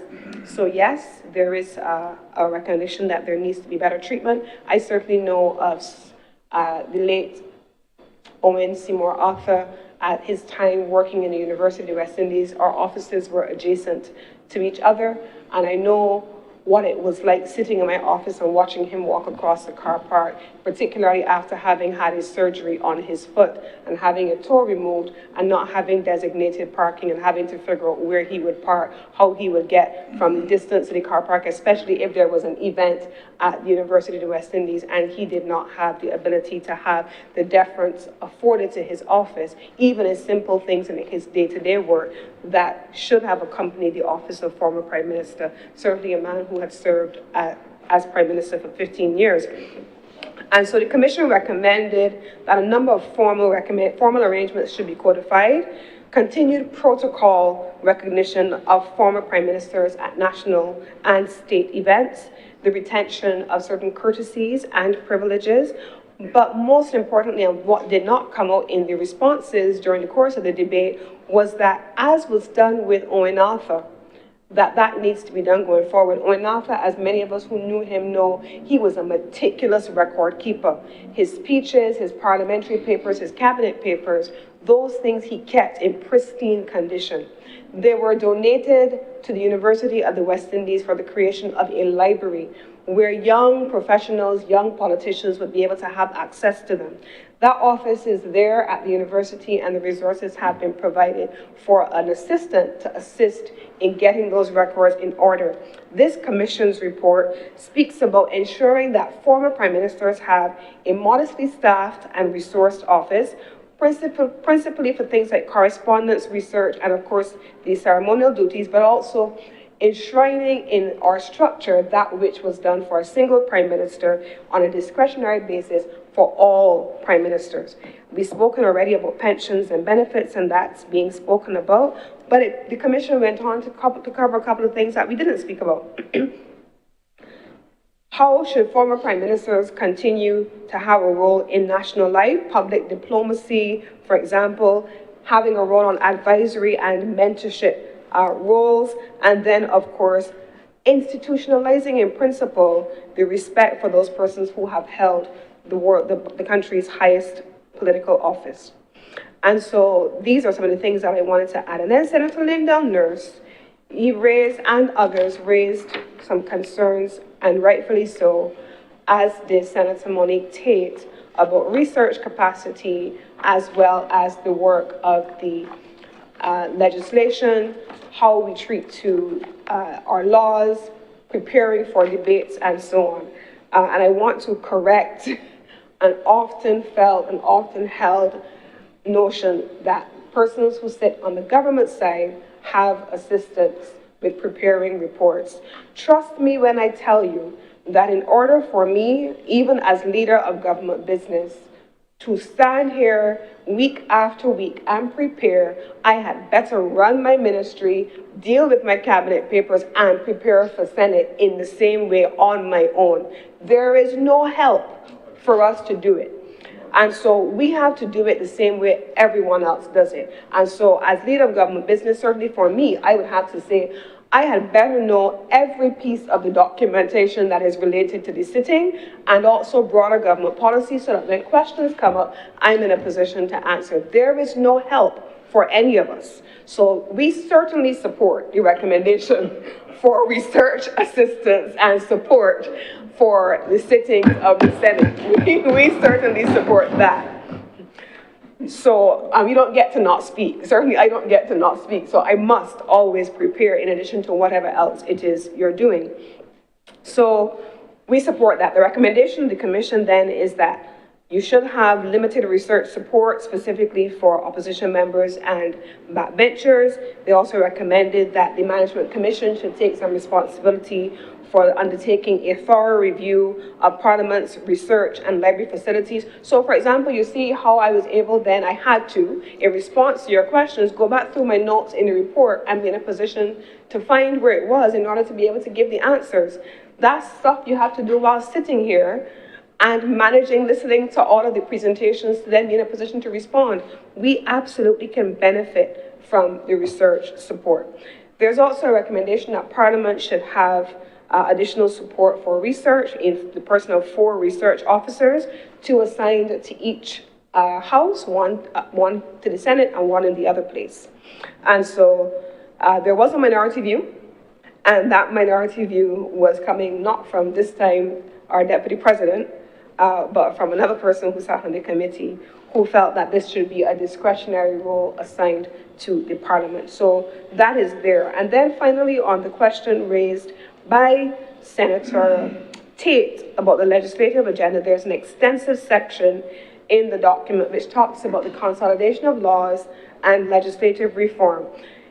We all have talked about it, we all have experienced it, and in the absence of research support, we are navigating the same challenges. If we're making amendments to legislation, we have to find the principal legislation. We don't know which one is which, we have to be able to figure out when amendments were made, and that doesn't necessarily come easily. And so the Commission said a couple of things. It said that the complex and often fragmented nature of legislation, with many of the statutes overlapping and outdated, have made it difficult. Many of them have not been revised for decades, and they made a number of recommendations. I spoke about one of them in my opening. One, which is the transfer of the Office of the Chief Parliamentary Counsel to Parliament from the Office of the Attorney General, and it attempts to integrate 3 of the entities in a joint oversight mechanism. The Office of the CPC, parliamentary-based, the Law Reform Commission, and the Clerk of Parliament's Office. These are the recommendations of the Parliamentary Commission in response to the queries raised by some of the members here on the relationship between law reform, access to laws, and the ability to have our research capability. So the fact that digitization and access to laws and the use of technology has been mentioned throughout the report. This is also applicable to this particular area. And then it makes a recommendation that I do want to make reference to here. It says that they recommend that there be a reconstituted Parliamentary Regulations and Legislations Committee, which takes responsibility for reviewing subordinate legislation and draft statutory instruments, monitoring the implementation of laws and the expiry of sunset clauses, and then finally, overseeing law revision and consolidation schedules to ensure ongoing compliance. So these are the questions that I wanted to respond to. I do have 2 comments in support of the recommendations made by Senator Paris for the education support for members of the Senate. We do have an orientation, is what I would say, but I wouldn't necessarily call it a training when we first start. And so the introduction of a proper and a full training program for senators is something that I think can very much be supported. And then Senator Trim and Senator Chantal Monroe-Knight, in speaking about people and women, those were important contributions, and I want to thank them for that. And then finally, on the question of the right of recall, it is something that the Commission did opine on. The report is well covered. I think we can recall at least 2 instances where we acknowledge that a person runs for political office oftentimes under the banner and with the support in all its forms of a given political party. And we have seen, as persons move from one political party to the next, the identical individual running under the banner of an individual political party, what their fortunes are, and shifting to another political party, that can become something entirely different. Or if it is that you shift and you run as an independent, that's a different creature altogether. And so you cannot separate, certainly in the view of Senator Monroe-Knight, and I think many of us also share that view, an individual who has run under the banner of a political party, having then crossed the floor, they are not necessarily reflective of how people voted on their behalf, and they are not recognizing in many instances that it was the support and the coattails of a given political party that took them where they were initially and then shifted. And so, Mr. President, these are the comments that I would want to respond to. I want to thank all the honorable members who have spoken, and with these words, I beg to move that this resolution do not pass. Senator, I'm sorry, I forgot to say also that Senator Nichols, with the crisis of imagination, has deconstructed and reconstructed the Constitution of Barbados and the evolution of our republic, and I really want to thank him for his contribution and his thought leadership on this debate. With these words, Mr. President, I beg to move that this resolution do not pass. The question is that the resolution that the Parliament of Barbados take note of the report of the Parliamentary Reform Commission 2024 and its recommendations do not pass. Will those honourable senators in favour please say aye? Aye. Those against please say no. The ayes have it. This resolution is not passed. Mr. President, it's been a long day, and having concluded government's business for today, I beg to move that the Senate to adjourn sine die.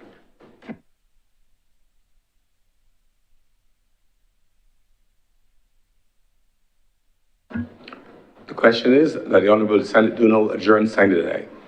Will the Honourable members in favour please say aye? Aye. Those against please say no. The ayes have it. Senate is therefore adjourned sine die.